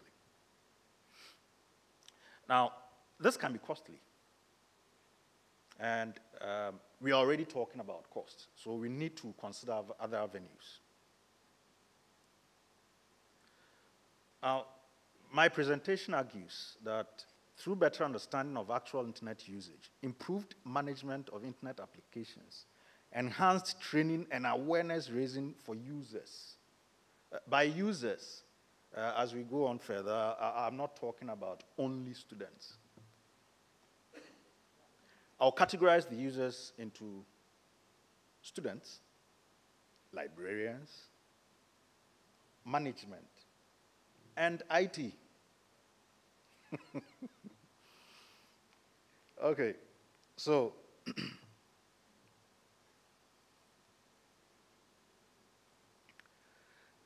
now with wider internet connectivity, educational institutions in developing countries are beginning to tap the many opportunities offered by today's information societies. Now these digital connections act as gateways where researchers and librarians can find, download, and share world knowledge and learning materials. Now they can be platforms where local research is published, disseminated, and uploaded. And they can facilitate links and collaboration among scientists, promoting discourse and dialogue on shared issues and problems. Now, these good deeds should normally be considered ethical. But the same connectivity also supports all sorts of applications and behaviors that consume bandwidth. In some jurisdictions, we can decide to tolerate. We can decide to tolerate, we call it abuse of bandwidth. We can decide to tolerate. But we can implement particular strategies that would deter people from actually accessing websites that are irrelevant to our course in academic environments. We can squeeze bandwidth. We can allocate, for example, about 56 kbps for peer-to-peer downloads. The connectivity is there, but because it is so small, people wouldn't be attracted to do that.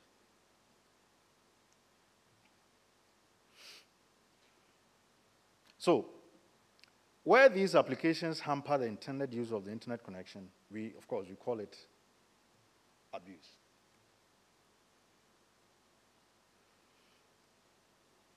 We all know the implications of internet abuse, bandwidth abuse. We all know what happens when YouTube users decide not to quit. We all know what happens when peer-to-peer users decide not to quit. There are instances where some of the quote-unquote torrenters decide that, okay, today's Friday, the internet will be free over the weekend. Why don't I start torrenting Friday evening? By Monday, everything is okay.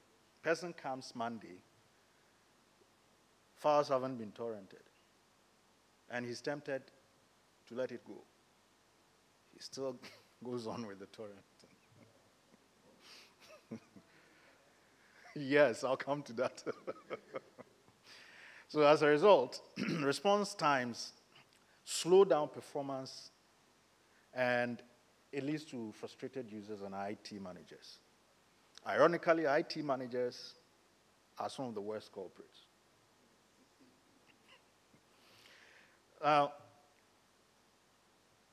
Broadband connectivity, let's go to the next one. Time is far. Now, typical solutions are to upgrade infrastructure, to install faster, larger, and higher performing systems, lines, and facilities. However, these are costly solutions and may only solve short-term needs. As demand continues to grow and as overall available bandwidth shrinks, performance will again decline, necessitating further upgrades. So it will be a vicious cycle. If you don't check the causes we will always be upgrading. Always be upgrading. You will get 10 gig as your backbone, your bandwidth, in about 2 years. Because people have realized that when they torrent, it goes faster. They invite other people, join the party. 2 years, 10 gig is not enough. You won't check why the 10 gig is not enough. Your only instinctive whatever is to double up. Let's make it 20 gig. 2 years' time, 20 gig is not still enough. You decide to upgrade. It's a vicious cycle. The thing goes on and on and on and on until we check what pushes the internet bandwidth abuse. Now, before we implement subsidization strategies, let's look at ways we can manage bandwidth properly on campus, as well as efforts or mechanisms that should be put in place on a national scale to address the effects of high bandwidth cost. Now, as I mentioned earlier, we will talk about this from 3 perspectives: management, information service providers, to be specific, librarians, and then IT staff. As I've said, we are the worst culprit. Now, these are the recommendations that will be for senior management. Some of the senior management members don't even have time to do that. They can delegate. They can give it to an administrative assistant or something like that to do. The first point is to make bandwidth management a priority. Once in a while, you have to ask questions concerning internet bandwidth, concerning network usage, security, and general user behavior. We also have to make it a point to sort of incentivize. Let's reward staff that install the often unglamorous applications that help to conserve and share this scarce resource. We can do that. We should also insist on strong network and server security, firewalls, and virus protection. Once a rogue user has access to our network, there is a serious nightmare.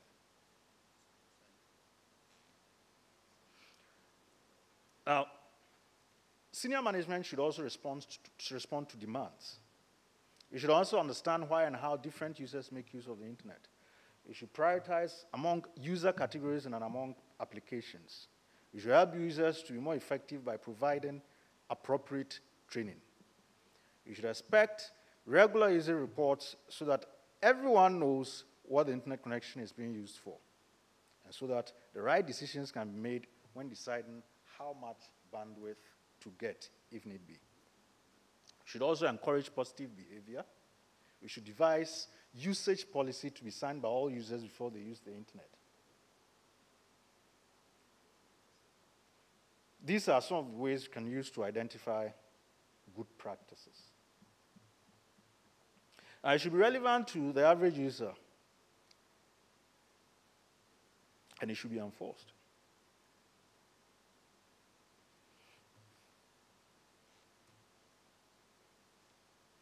Senior management should also make it a point to monitor the IT team. As I have indicated, they are the biggest abusers of bandwidth. They know almost everything on the internet. They go where ordinary browsers don't go. Now, competent and dedicated IT personnel are essential, not only for normal ICT functions, but also to keep bandwidth use under control. More broadly, a representative high-level governance mechanism or committee can be used to set overall ICT policy goals, directions, and priorities. We can also deploy this kind of mechanism. We can give everyone an identity so that we can track usage. Each user of the network should have an individual identity or log on. And it confers rights and responsibilities. Where you have to go, where you don't go, the kind of bandwidth you can get, and so forth.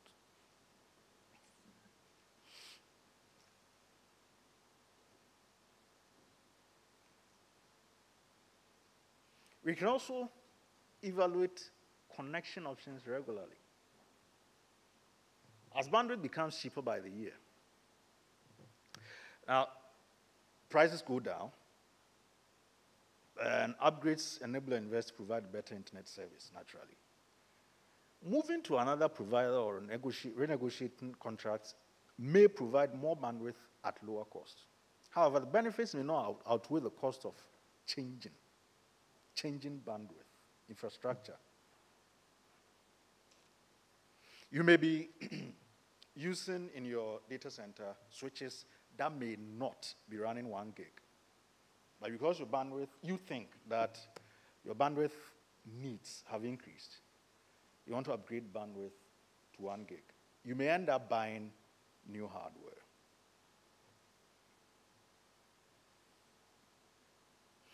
You should also join forces, of course. That's an intuitive point.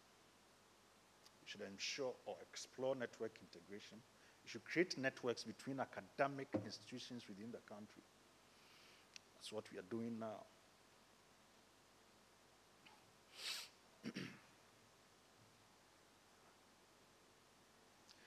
These are the recommendations for librarians.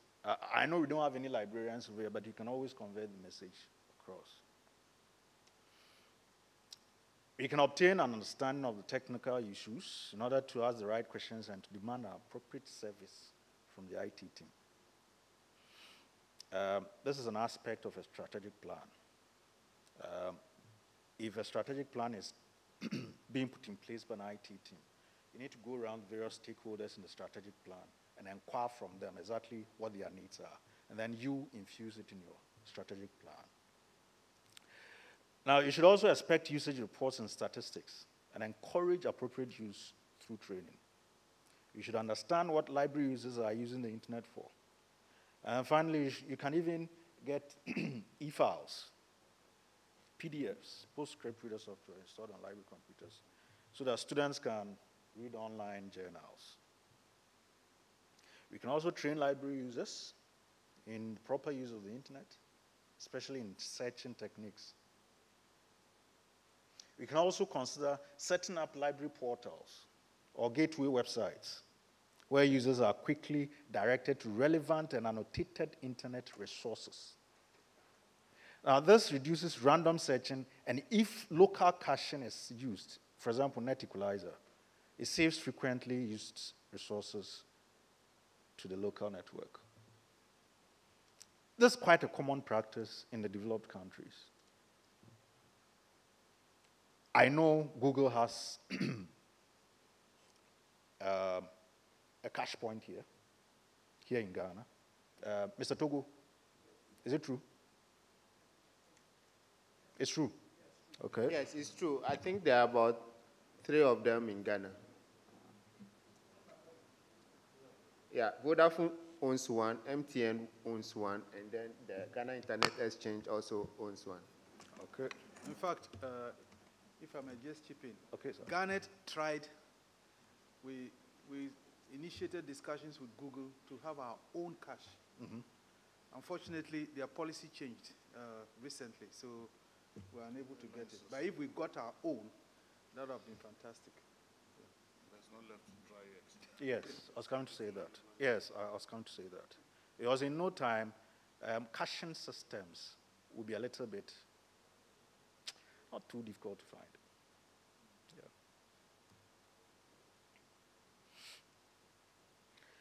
Now, we can also, of course, obtain large electronic resources, journals, databases, images. We can put them on CD, DVD, and so on and so forth. So that instead of the users going onto the internet to retrieve them, we can just locally retrieve them. It helps save bandwidth. Now, there's another point. When downloading is the only option, do it during quiet times or in the night, for example. For librarians, not IT people. So the saved files after download can be made available locally. Now, recommendations for IT staff, us. We should make it a point to install good security and adopt antivirus practices that prevent situations where malicious actions cause bandwidth to be used up. We can also decide to track all relevant aspects of the network, bandwidth, and internet usage. Regular reports help all concerned to understand usage patterns and trends, to pinpoint problems and to signal potential bottlenecks. We should also dare to implement content filtering to block undesirable web content such as gaming, pornography, commercial streaming data, and so on and so forth. Now, the next point has been, I think it has been discussed over here some few hours back. We can use proxy servers or local caching DNS servers to keep local copies of previously retrieved web pages and internet addresses. Net Equalizer can do that locally, so that we don't even rely on Google Cache or whatever. Can do that locally. Those days when we were using Wingate, I don't know, anybody using Wingate? Anybody who has used Wingate before? When you're using Wingate, it's a proxy software. Normally what it does is it caches frequently accessed URLs. And then on its own, it determines whether it has been modified on the net so that it caches it again for subsequent users. Net Equalizer does that, both hardware and software. Now, there's another very sensitive issue. Normally, what we do is we leave our operating systems, Windows 10, Windows 8, Windows 7, we leave them to upgrade themselves, to update various parts of the operating system on their own. This consumes bandwidth. One solution is to just download all the updates and the necessary upgrades, put them in a folder locally, and then direct the Windows machines to upgrade from there. Or you can even do a manual upgrade or update.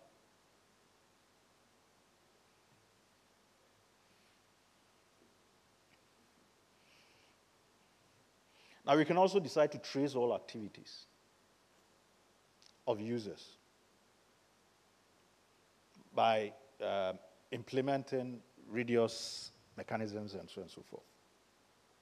We can also implement user policies to spell out which data on users is collected and then how they can be used. Most of us are now using bandwidth managers. I don't know, but if you have your routers, you can easily configure bandwidth managers. You can use policing, you can use shipping, you can use traffic engineering, and so on and so forth, NBAR, and so on and so forth, for you to make sure you shape your bandwidth, you allocate proper bandwidth to proper applications, and then you squeeze those irrelevant bandwidth users.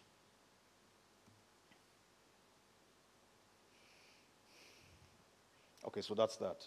Kazaa, BitTorrent, and so on and so forth.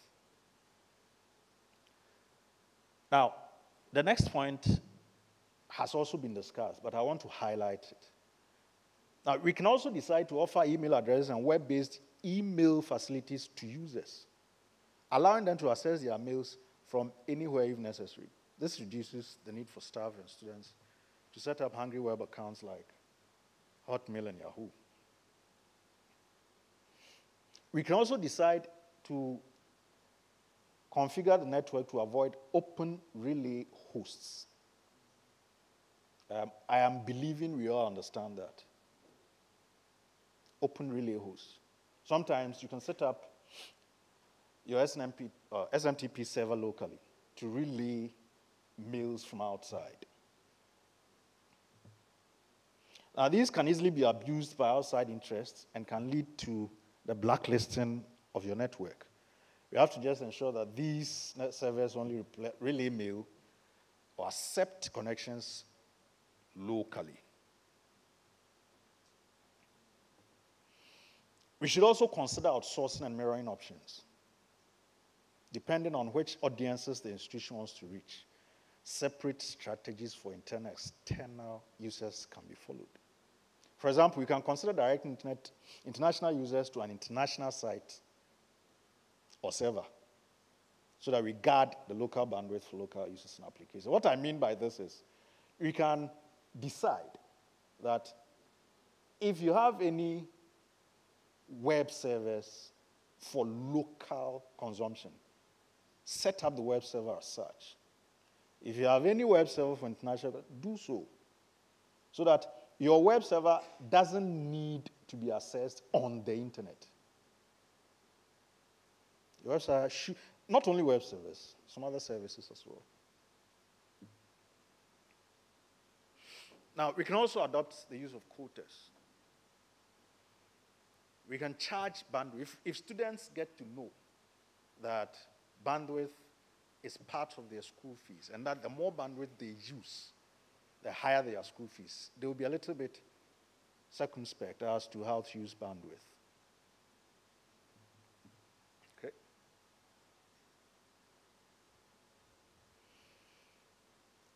Now, we also have to think of how we can address the cost of internet bandwidth beyond the university campus. By that, I am somehow talking about doing so at the national level. Policy and regulatory reforms in line with international best practices that are proven to help reduce industry costs and ultimately improve affordability should be advanced. It must be done by helping to establish multi-stakeholder coalitions who then focus on reducing internet costs in the areas of jurisdiction. Academia is part of this coalition. Garnet is a typical example.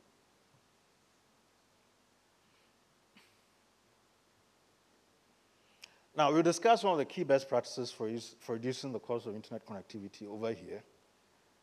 Some of the things listed over here are experiences from the Western world.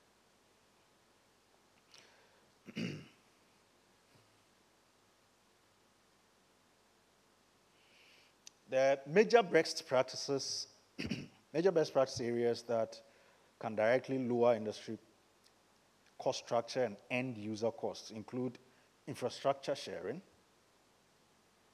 I'll explain this. We also think of a balanced approach to taxation of ICT services and goods. And then we also have to make good use of USAFs, Universal Service and Access Funds. I'll explain that one too. And there's a crucial factor, the role of backbone networks. I think I've discussed in a previous slide, the role of market, how market liberalization gets into this. And then we should also think about creating a conducive environment for a keen competition. There are two main forms of infrastructure sharing. We have active and passive. Now, when an operator actively shares its infrastructure, it permits other operators to use parts of its radio access network. Now it's no more radio, it's fiber too.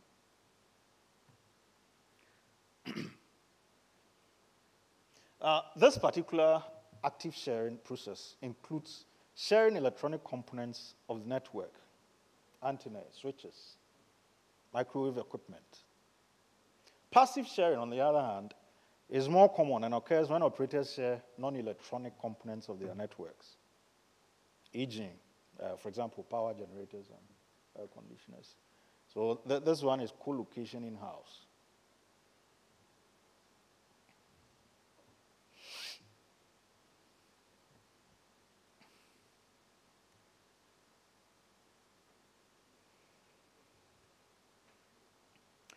Now, we can also decide that instead of every particular service provider having access to its own fiber network. Why don't we just widen the pipe for fiber?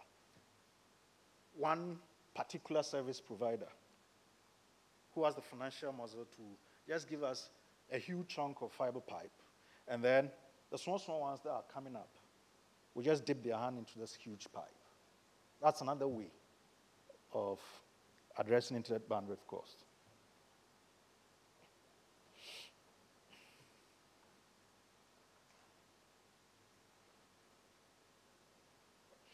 Now, backbone networks. If I go into this, it will be a little bit lengthy, so I'll just summarize it. I think AB, when AB was here, he made mention of the fact that when we consider the main backbone of internet for sub-Saharan Africa, it's just a huge pipeline there, and very few ISPs dip their hands in it. It's a huge pipe. Now, if you go through the supply chain of internet connectivity or internet provision, I think I have a diagram here. Time is not our friend now, so.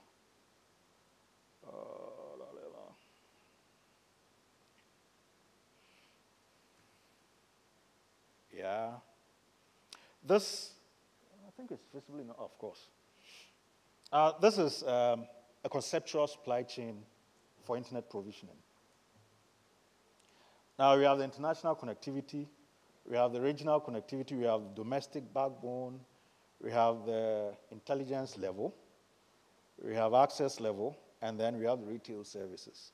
Now, the bottom line is, if every service provider that concerns itself with internet backbone, if every service provider decides to go through this particular supply chain, it means either the service provider will quit earlier than expected, or the service provider transfers the cost to the customer. So the advice is, why don't we let one big service provider do this, and then the small service providers will just get into they get it cheaper, and then less cost is transferred to the customer.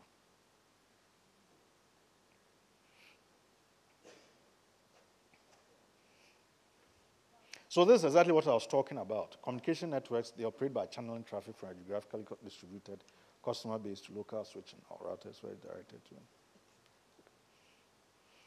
to.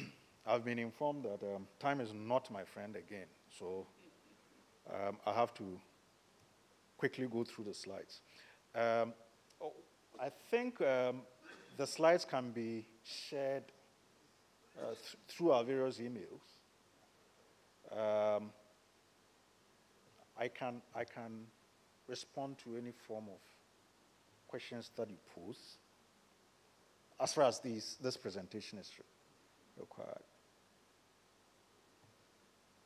Okay, so I'll quickly go to the summary slide, and then I close from there.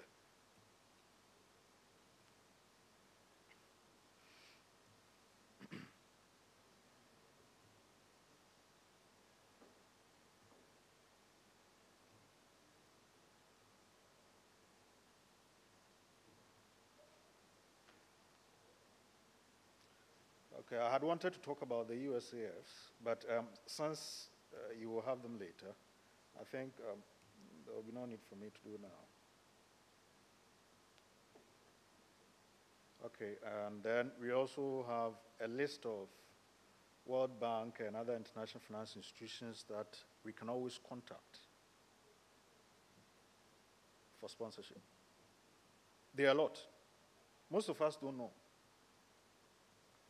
Those days, there used to be NCT, World Bank, Kulabo, and I think Talif, T-A-L-I-F. Yes. In fact, they are still there. Okay. So I'll just go through a summary of the policy options, and then I go away. So first, we create an enabling environment for infrastructure competition. We remove regulatory obstacles to investment and competition, like removing limits on number of network licenses, encouraging the entry of alternative infrastructure providers. We try to remove constraints on the backbone services market, and then regulation of backbone networks. By trying to reduce the cost of investment, we should also think of facilitating access to passive infrastructure, as I've indicated earlier on. And then we should also promote infrastructure sharing. We should also reduce political and commercial risks. I don't have time to, I wanted to explain this anyway. And then demand aggregation. We should also try to promote effective competition in the downstream market by effective regulations. We should also think of stimulating rollout in underserved areas, areas that are a little bit green, as far as internet bandwidth is concerned, by offering competitive subsidy models. We should also think of providing operators with subsidy to build and operate a network in currently underserved areas of the country. Services provided in these areas are on a non-discriminatory basis. Okay. And then we also have to think of incentive-based private sector models. Okay, thanks for the opportunity.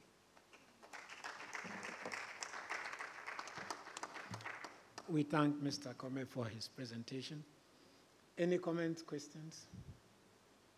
Yes, Mr. Togo. I want to find out from your presentation, you suggested some areas that we can use to manage bandwidth. I want to find out per your observation or your experience, do you think presently the campuses with the numbers that they have and their bandwidth that they currently operating at, it's adequate for the users in their community? You mean the bandwidth is adequate for the users? Yes, I mean, if you kind of looking at what ideally or on average every user is supposed to have a comfortable bandwidth or browsing experience, do you think we are at that point? I think if you decide to communicate well with the student body, student population, you go a long way to executing this particular strategy. You see, bandwidth management is not only using applications to squeeze bandwidth sizes or whatever. You can decide to actually do time sharing. You can decide that in the morning, when students are at lectures, particular websites can be blocked. You can decide that for staff, during working hours, you can decide to block YouTube, Facebook, and so on and so forth. You can open it possibly after 5. So there are several strategies you can use to monitor bandwidth or to shape your bandwidth. Currently on campuses, as I've always indicated, you cannot know whether your bandwidth is adequate or not until you do major checks behind the scenes to find out whether people are adequately using the bandwidth. I would always recommend that before you go on to decide with management that the bandwidth that the students are using, in fact, students are crying because of lack of bandwidth. Before you do that, I always recommend that you do the necessary checks so that you can conclude that truly you lack bandwidth. Students are always students. You cannot determine whether your bandwidth is small or not as far as students are concerned. They always tell you stories. So I always argue that there is space for bandwidth. There's always space. Try and squeeze, try and get behind the scenes and check whether the bandwidth is actually being used judiciously. I think you didn't get my question right. One time I was at a workshop outside, and at the time I was struggling hard to see how my bandwidth can be managed because it's been a challenge. So I approached one of the presenters. You mean managed? Like my bandwidth is not, it's like always congested. Okay. Right? So I'm trying to look for ways to manage the bandwidth so that everybody can comfortably do what they're doing. So I approached the presenter and that what are the best or the ways to do this? He looked at me and said, "What are you talking about?" to do what? He said, "Manage the bandwidth." He said, "Manage bandwidth." He doesn't understand what I'm talking about. So just to put it short, for him, they have enough, and there is no need. There's for no bandwidth need management. to put a cap somewhere for somebody, to restrict somebody. So it was like a strange idea that I was trying to push. I was like, "Where are you coming from?" I said, "I'm coming from Africa."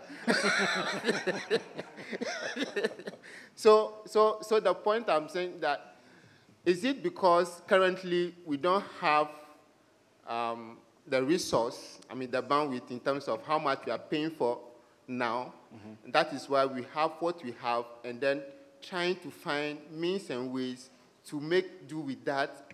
Or today, if the bandwidth price is dropped so low, are we going to still manage trying to block some? In fact, I can see how challenging that role will be, trying to see what time during the day, block the site for this, and do this thing from that, and kind of moving. It's like how do you call it? Big Brother. There's a Big Brother watching what is going on. I understand. But so you see, let me cut you. You see, the point is, I'll give you a practical example. You have, let's say, an STM1. No, STM1 is too big. Let's say you have a DS3, 45 Mbps. Now, hitherto, you were having a nice time browsing. For how many people? It doesn't really matter. It does. Yeah. Wait. And what the point applications? The point I'm making, I don't want that to be a parameter. Let's say it doesn't matter. People were browsing normally. They were enjoying the internet. And then all of a sudden, a heavy application comes on board. The application is placed in-house, on campus. What the application is supposed to do is to serve data, ordinary data. Possibly it's a huge database that people who are accessing the database were in-house. Now, with the onset of this application, the network starts to misbehave. You cannot tell me that because they were using the network happily, now there wouldn't be. There is now a need for some few things to be done on the network so that if you don't want to upgrade the bandwidth size, definitely you can decide to shape traffic, you can decide to police, you can decide to manage the bandwidth.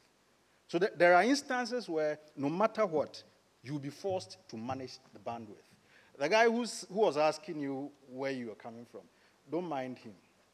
There are genuine instances here.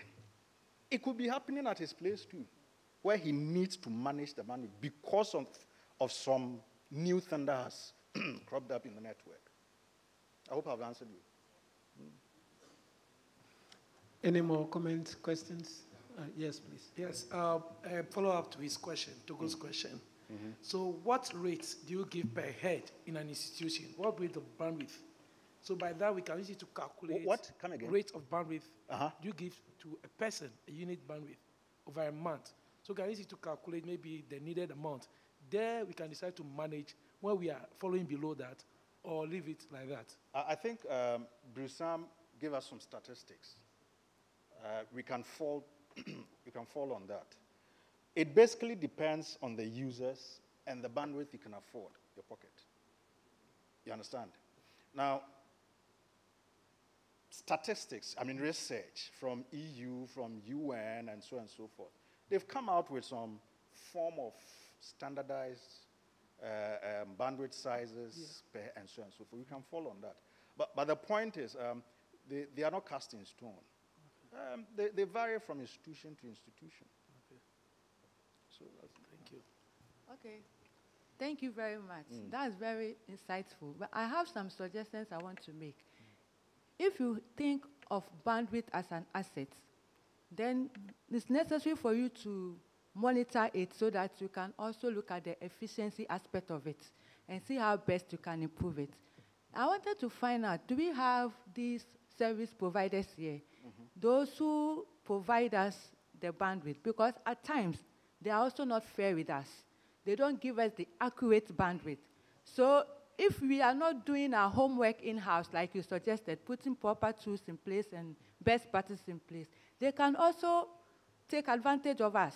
So we have to look at both sides of the coin when it comes to bandwidth, the one who is giving and the one who is using at the same time. Yes, I agree with you. Thank you. Most network admins, one of the major shadows is to monitor the bandwidth day in, day out. There are plenty of applications. Some of them are open source, some of them are free, some are commercial. You can get some in your network and then monitor the bandwidth inside out.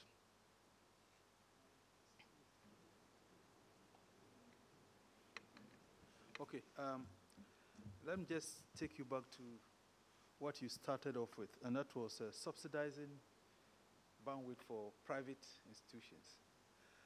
Okay, how do you propose this be done practically? Now, you talked about government subsidizing bandwidth for public institutions. I'm sure you're talking about the subventions that public institutions get and the way part of that is used to pay for bandwidth. That's so right. Indirectly, it's a subsidy. What is your view, or what do you propose, or how do you propose government subsidizes bandwidth for private in fact, if I had gone through all the slides, I would have answered your question. I think right before I cut off, I was trying to make mention of universal service and access funds.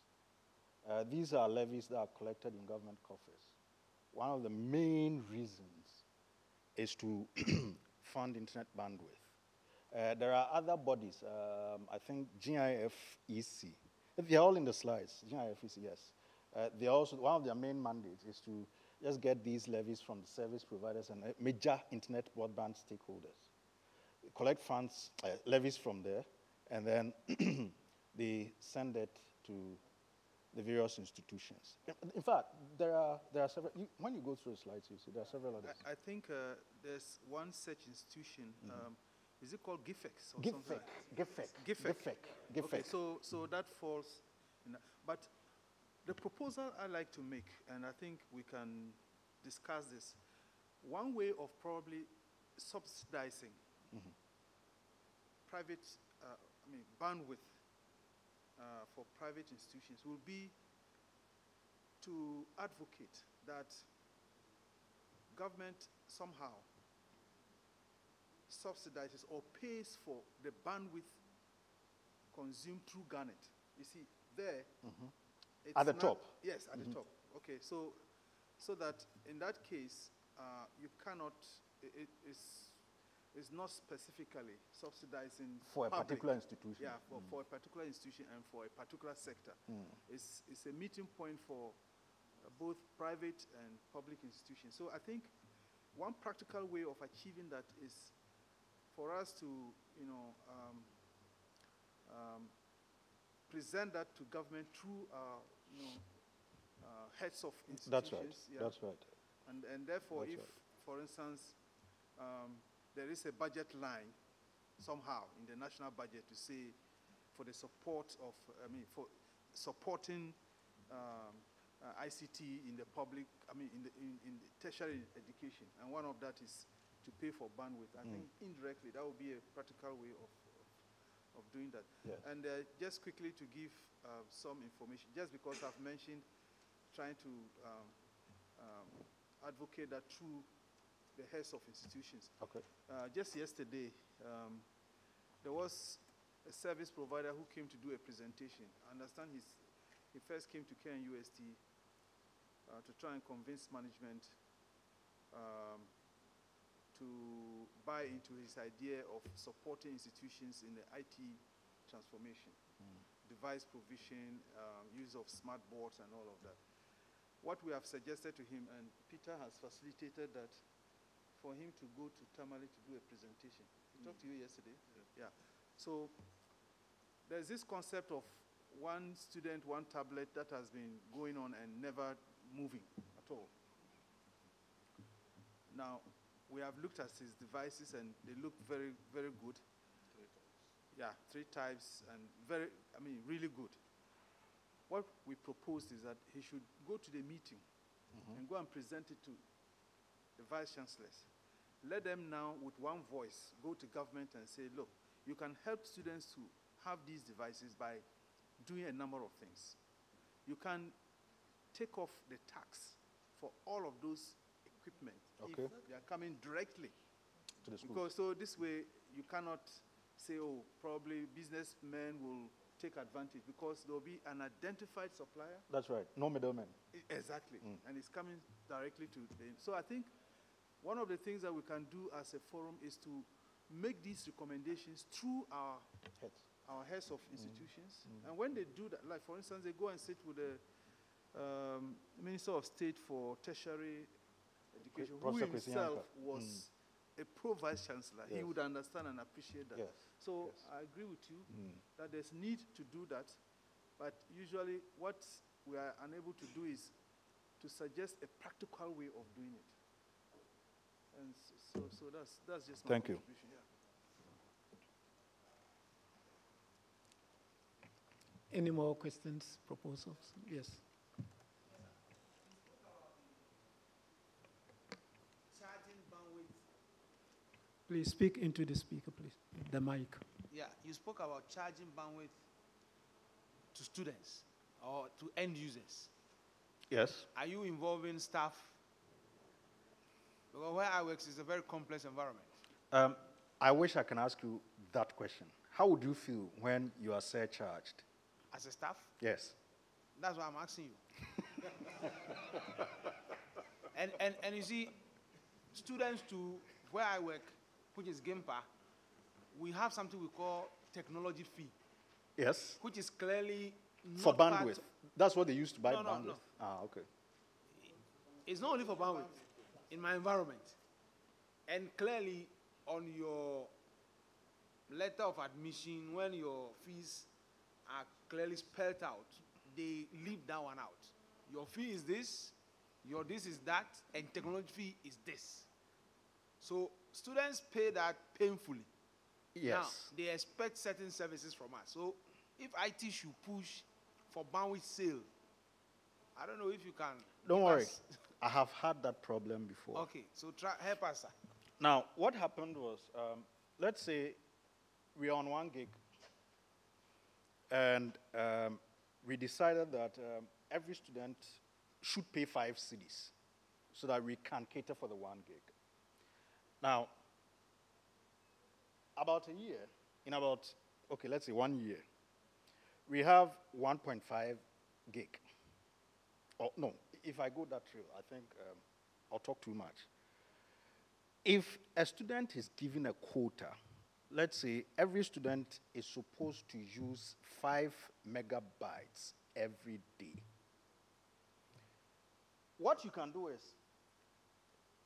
your 5 cedis is for the 5 megabytes. If you decide, by virtue of the quota that has been given, if you decide to go beyond the 5 cedis, you pay a particular amount per megabyte. That's how we implemented it. Come again? Well, it was a service provider who was doing that. It was third party. So how the money was collected, I don't know.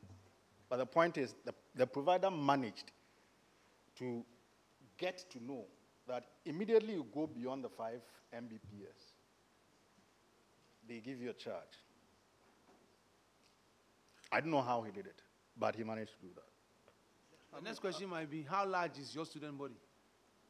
Yes, there are some parameters that need to be considered. But the point is, immediately you see that the bandwidth is being consumed unjustifiably, you can put in these measures. That's if the students don't come and fleece you. Yeah. The point is, they have to know exactly what they are paying. Yeah. As you correctly indicated, sometimes the school fees, when you get your bill, sometimes they somehow conceal that part that you pay for internet. They might add it to SRC dues or something like that. So in the end, they will have to go and deduct that amount from the SRC dues and use it to pay for internet. Why some institutions do that is, if the students get to know that they are paying this amount for internet, in fact, they may misbehave. I don't know how it goes, but they may misbehave. So I don't think it's a nice practice to let students know that they are buying bandwidth for the school. Okay, go ahead. Mr. Chairman, you can let them know. But you see, I agree with you that you need to engage the students. In fact, we are trying to do that. And it was, surprisingly, it was the students who suggested that. Because, you see, some of them are not happy that their colleagues are, they are misusing the resource. So they are saying, look, why don't you give us quotas? But you must give us quotas that make sense. Okay? Now, if we are able to implement that, I know Togo and Francis have been working on using the packet fence, where every device, first of all, you limit the number of devices that they can connect to the, yes. Because some of them are so, well, they are all smart. They can have 2, 3, 4 devices. One is downloading, another one is doing something else, and all of that. So the first thing is, if you are able to limit the number of devices that they are able to use, then you give them a quota. We thought about a quota for a month. But if you do that, some of them may finish that in 2 days, and they will have to wait for a very long time. So we say, okay, let's make it 1 week. Yeah, if you finish your bandwidth, usage by Wednesday, and you need more, there will be a scratch card that you can procure. Because look, the truth is that now they buy. There are competitors on campus, and sometimes if they find our network is slow, they go and buy from them. Yeah. Okay? So if we did that and then found a way, you could probably not even a scratch card, you could make it online. Yeah? Togo, that's possible. So if you could buy. That's true. You buy additional units and consume. But then the challenge will be, we need to think through it very carefully to know how much is sufficient for use by the students for their work. And the prices have to be competitive. Yes, too. and the prices have to be competitive. Yes. There are service providers who have come on campus and they are promising 1 CD for 1 meg or something. Yeah? And so we need to be able to do better than that in order that we can improve the service. Yesterday, the students were in my office. You promised us something. Can you give us an update? They are really, aggressive because they know they pay. And they are able to tell you how much they pay. Okay? The only thing is, what they pay as technology fee is not just for bandwidth. It's for other ICT-related things resources. as well. Yeah. But they come and say, look, we are paying so much and you're not giving us this. So it's a challenge which cuts across, and we must all think through this and see how we can better manage the service. But I think that's one Thank you. Add to what Mr. Lucas said. In our situation, I really see the solution is in engaging the student. For example, I did a little survey on campus and realized that averagely, we did some questionnaires, realized that students spend close to 10 CDs a week for internet access, whether scratch card or any other means. And then for a month, a typical student, some were spending higher. A typical student was consuming about 40 CDs for internet access. So for the 8 months that they were on campus, it was around 320 Ghana cedis. Yeah. We engaged the SRC, we talked to them, and somehow they were willing to make some commitment, but with demands. Okay. We'll commit to do this. So we threw the challenge to ourselves, and then we started. Now, the average student pays about almost 270 CDs for internet access. And we see what we did was to do it in a tiered service. For those on campus, they pay a higher rate because you are enjoying it more than those who are off campus. Okay. So, for example, those in the hall pay an extra 70 CDs for that service. And then it goes from there. And I realized that students, if you engage them and explain the concept, for example, our ICT budget, it's open to discussion. The students have rep, the graduate students, so they know our ICT lines, how much is spent on internet, so that they don't come and say that technology fee is this, and we are not seeing it. They know that bandwidth consumes maybe 50% of that technology fee or the ICT fee. So sometimes I see that student engagement, SRC engagement, becomes very fruitful if you really want to push the agenda of internet access and bandwidth. Yeah, thank you. Point well made. Thank you. Questions, suggestions? I see your light on. Yeah, I just want to ask a very important, very often I will be in the office and then the students will come. We've heard that tech has implemented this policy or that policy, Vodafone, SIM cards, that. It will be very useful that we find a means of engaging ourselves to get what is going on, because it gives you further information and then we're able to engage the student much better. And so part of Garnet's strategy might be to let us know a little bit of what is going on in other places so that the IT directors or providers in the institutions are able to fashion out policies and then systems that has been catered for already in other places. Yes, I support you totally. But I think you and I know that there's a mailing list. Yeah. Yes, I think Garnet subscribers mailing list. We can make good use of that. Whatever, we don't need to reinvent the wheel in anything we want to do. I think if the practice is going on in another institution, we can just take it, look at it, in fact, assess it, and then try and see whether it will match our situation. We can always confer on that particular platform. We can always engage ideas. We can always ask people for solutions to problems that we are facing. It's a nice idea.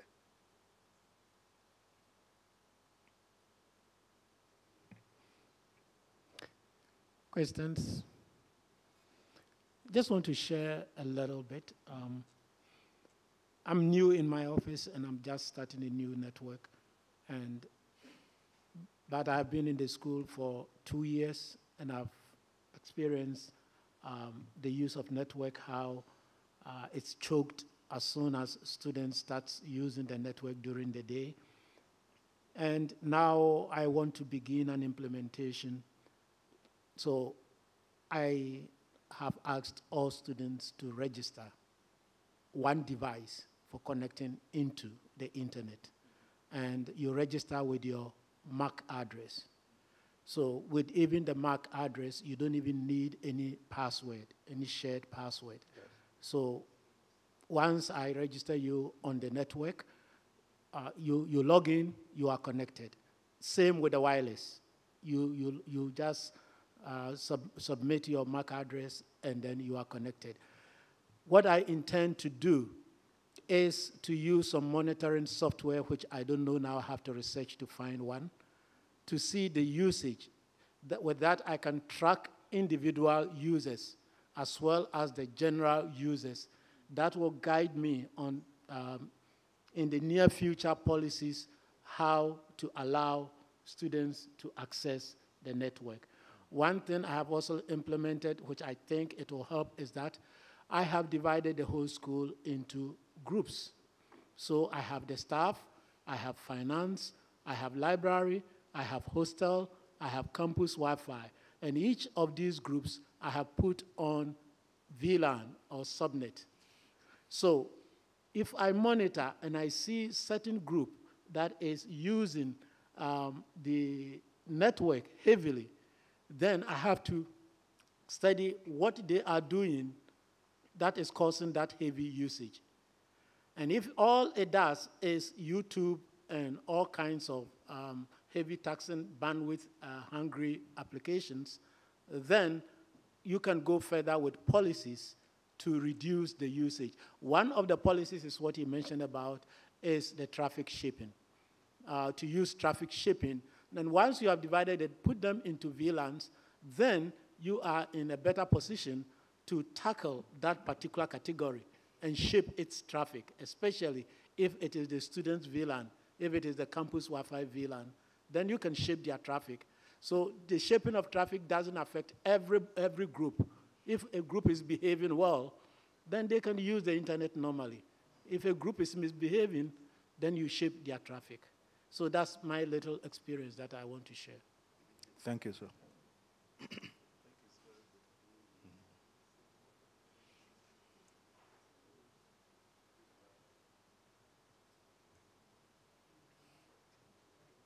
I think no more questions. Oh, okay, please. All right. Thank you, Mr. Chair. That's just adding to what the father said. Yeah, it's all about managing the bandwidth and then segregating the members within your network. And so this one requires some training, especially those who have been receiving training on Cisco networking and so on. So I think with this idea we can share so that we can know how to segregate students. And one thing I found about our institution is that we have student VLANs. And then I think the student VLAN is also so big. And so if we can subdivide it into smaller units so that at least each faculty can have its own sub-VLANs. What I realize is that our technicians are just using student VLANs. So wherever you go, there are many, and they are complaining. So some activities of some sect of the student will affect the others who are genuine and then not misusing it. So I think we need to further even subdivide the student VLAN so that we can have a better traffic within our lands. Thank you. And that is why I also use their MAC address. The MAC address is what you are going to use to track individuals. So if you see that the subnet for student has a heavy usage, then you begin to track why this heavy usage. And it might point out that certain people are causing the heavy usage.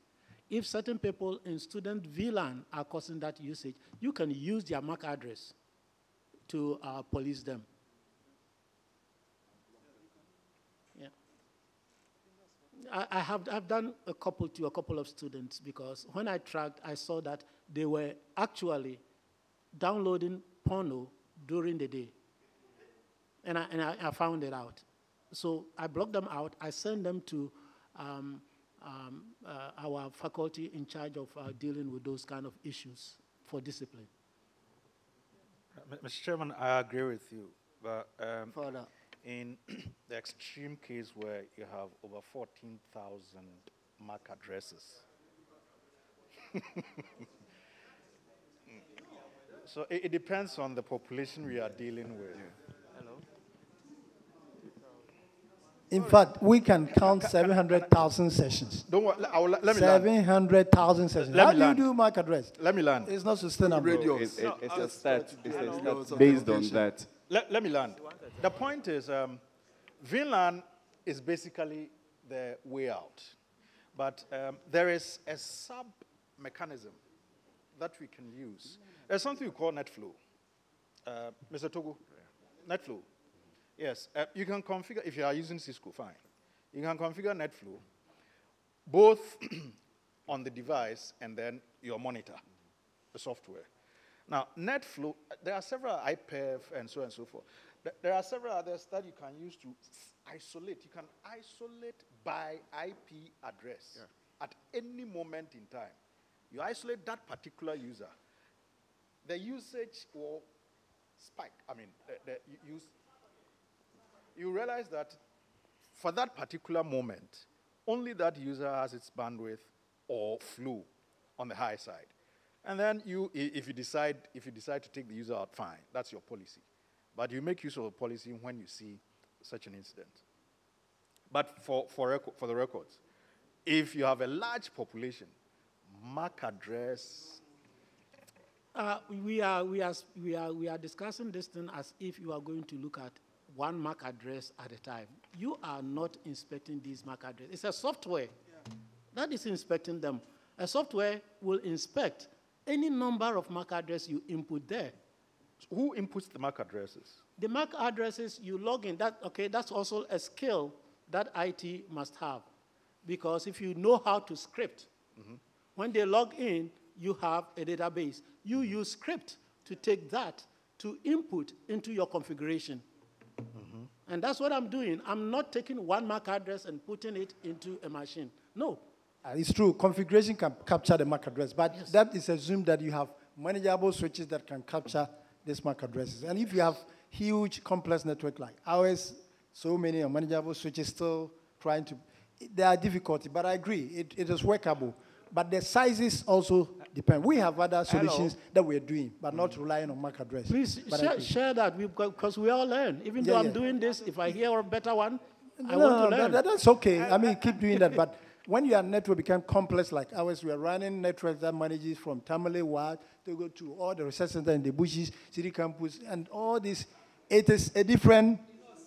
So I agree with you that if you have switches, good switches, your MAC address, you don't have to even script. The MAC addresses, if you understand how IP works, as soon as IP is initiated from, it takes the MAC address, you can get a MAC table and then you can do that. But of course, if you don't have those switches that can keep that information, then you need to find a way of getting it. Hello. I think the little that I will ask is, we are both right. You see, technology is specific. Can I continue? Technology is specific. You see, the way Catholic University will solve its problem, that's not the same way a kid. For example, maybe he has found a way of managing the size of the network.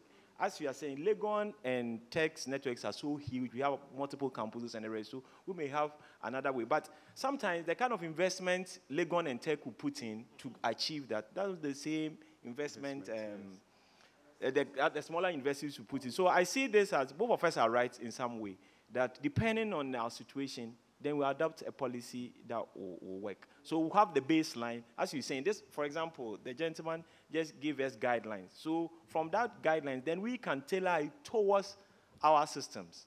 So that's the little I have to say about all that. Sure. Yeah. Also, Reverend was saying that it's MAC address based. So that means that no one user can have multiple devices, right? Yes. But here's the case that we want internet to be free and open. So in that case, that will have a limitation. So in that case, why don't you move on to IP-based authentication measures in place? Okay, so for assuming you're not a Cisco person and then other cheaper vendors are there, like MicroTik, for instance, you can have several queues in there, and then or profiles in there. And then you categorize your staff, students, and then in this case, we have abusers, where the IT people are. And then we have heavy users. That's where he was talking about the net flow stuff. There in the queue, you have heavy users in there, right? So once a heavy user, it pushes you into that queue, you can throat or you can stall for a whole day, and then when all those concurrent connections go down, you come back and then you enjoy. So nobody actually monitors that because you're looking at 60,000 students. You can't be policing all of them. But once those profiles are there, and by IP, once it happens to you, you join the queue, automatically it pushes you there. So when you stop, you come back to. So as and when it's automated, and you'll be good to go. Thank you. Thank you for your contribution. Yes, Togo, Mr. Togo. I think the bandwidth management is a challenge that we are all dealing with. I think one of the things that we're looking at is using social reengineering to address it.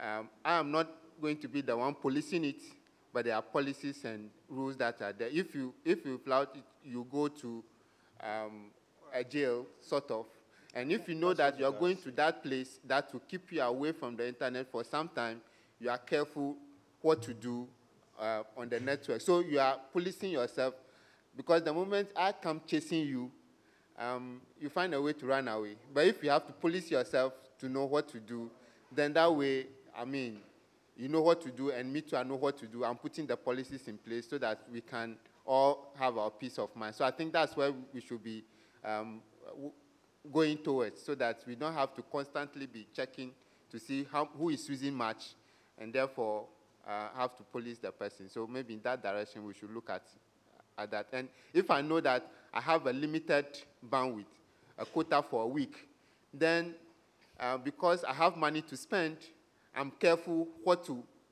buy.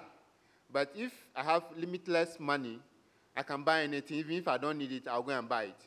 But if I know that my money is limited, and therefore, if I spend all today, tomorrow I may not have money for breakfast, I'll be very careful as to what to do. And in that part, maybe getting to the end of the week, everybody will be spending their money. Okay. So in that way, we kind of they regulate themselves. Okay. I do understand that, and I welcome that. And certainly, I'm going to implement these comments. But one thing that I will also ask is, if you're using DHCP, okay, person comes on, an IP is maybe misbehaving.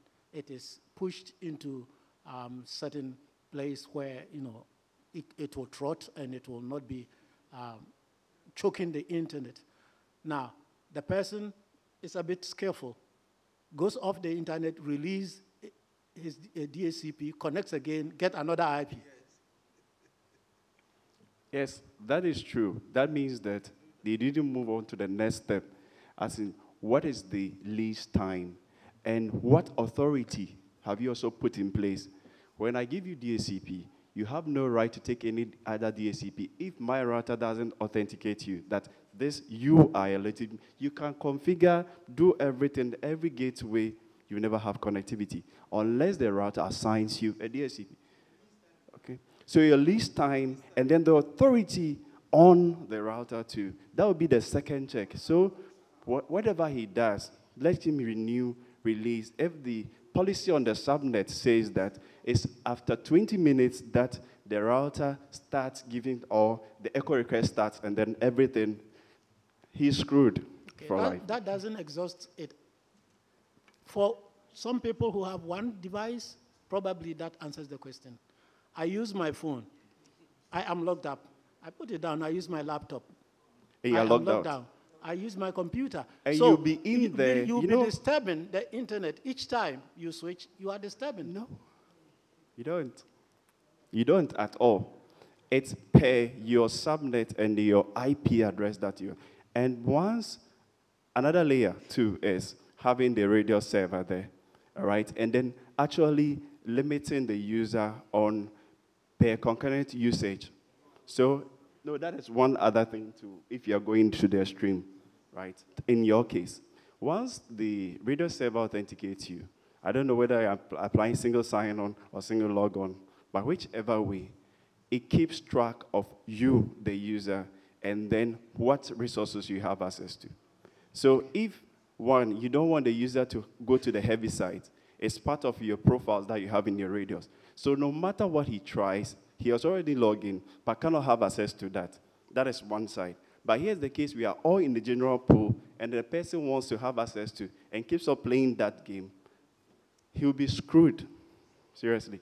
Okay, I will learn more, and then let this So let's, continue. yes, we will talk about those things too. I will learn more beyond this, so let's go on. Any more questions, please? I think, okay. We thank Mr. John Comey for his presentation. I do not want to take more time by summarizing. I will just say that for our need for subsidy, he gave some points outlining that there is a need for the government to subsidize but also went on to say that the need for internet bandwidth is only a symptom to causes, and that the causes should be addressed. And he outlined some of these causes, how they should be addressed among students, among IT users, and so forth, among ISPs and all that. And then even came to the point when he was running through the scripts and said, if all doesn't work, there are some agencies that we can go and use them to apply for subsidy. But beyond that also,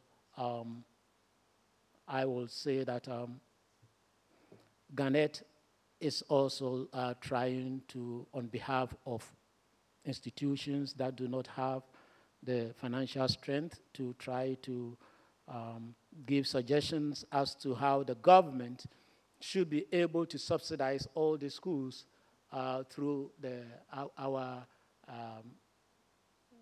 what do we call ourselves? We are not an ISP yet, so Garnet is what? It's an NREN. So the government should subsidize through our NREN. And I think that is plausible. So our take home is that for those of us who come from small institutions that are financially challenged, there is still some hope to still find ways of joining Garnet and be able to be part of it. Thank you very much, and thank you again for giving me the opportunity to be the chairman.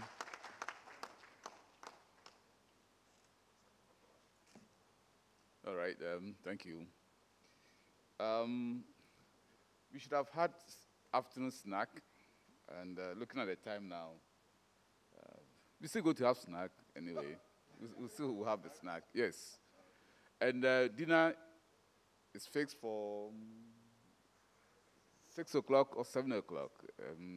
I don't know the time that you want to have dinner. 7. Please, can you make an input? 6, 7?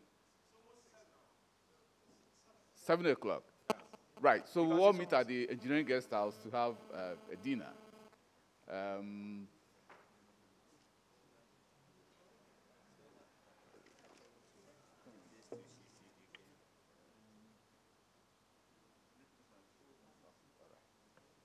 Yeah, so dinner is fixed for 7 o'clock at the engineering guest house. The bus will be around to take you to the place. Tomorrow we'll start the program at 8 o'clock so that we can finish early. We'll have, as usual, the snack, the morning snack, and then lunch. It's expected that we'll be able to finish early enough so we can depart right after lunch. Yes. Yes. So that is it for the day. If you have any comment or contribution, we'll take that before we leave.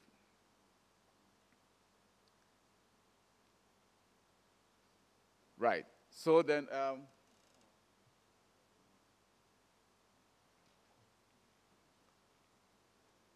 okay. So, Father, please, you give us a closing prayer.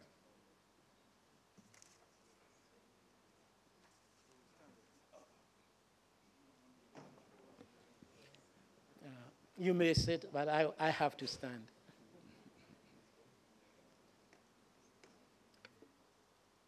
We thank you, Heavenly Father, you who is the beginner of all things and is the end of all things as well. We began with you this morning. We sought your assistance and guidance. And surely you have been with us. We have had very fruitful presentations and discussions. We ask you to bless our thoughts and minds that went into the discussion, that they may retain what we have discussed and be able to implement them when we go back, and also to use them for the growth of Garnet. We pray that as we retire, you will send us each back to our bed, give us a restful night, replenish our strength, and bring us back to gather here to continue tomorrow. Many are we who have left our families back, our jobs back, and we entrust them all also into your hands, that throughout this night, your angels may guide them, protect them, so that when we go back, we may find them the way we left them, or even kept better than the way we would have kept them. We ask all this through Christ our Lord. Amen.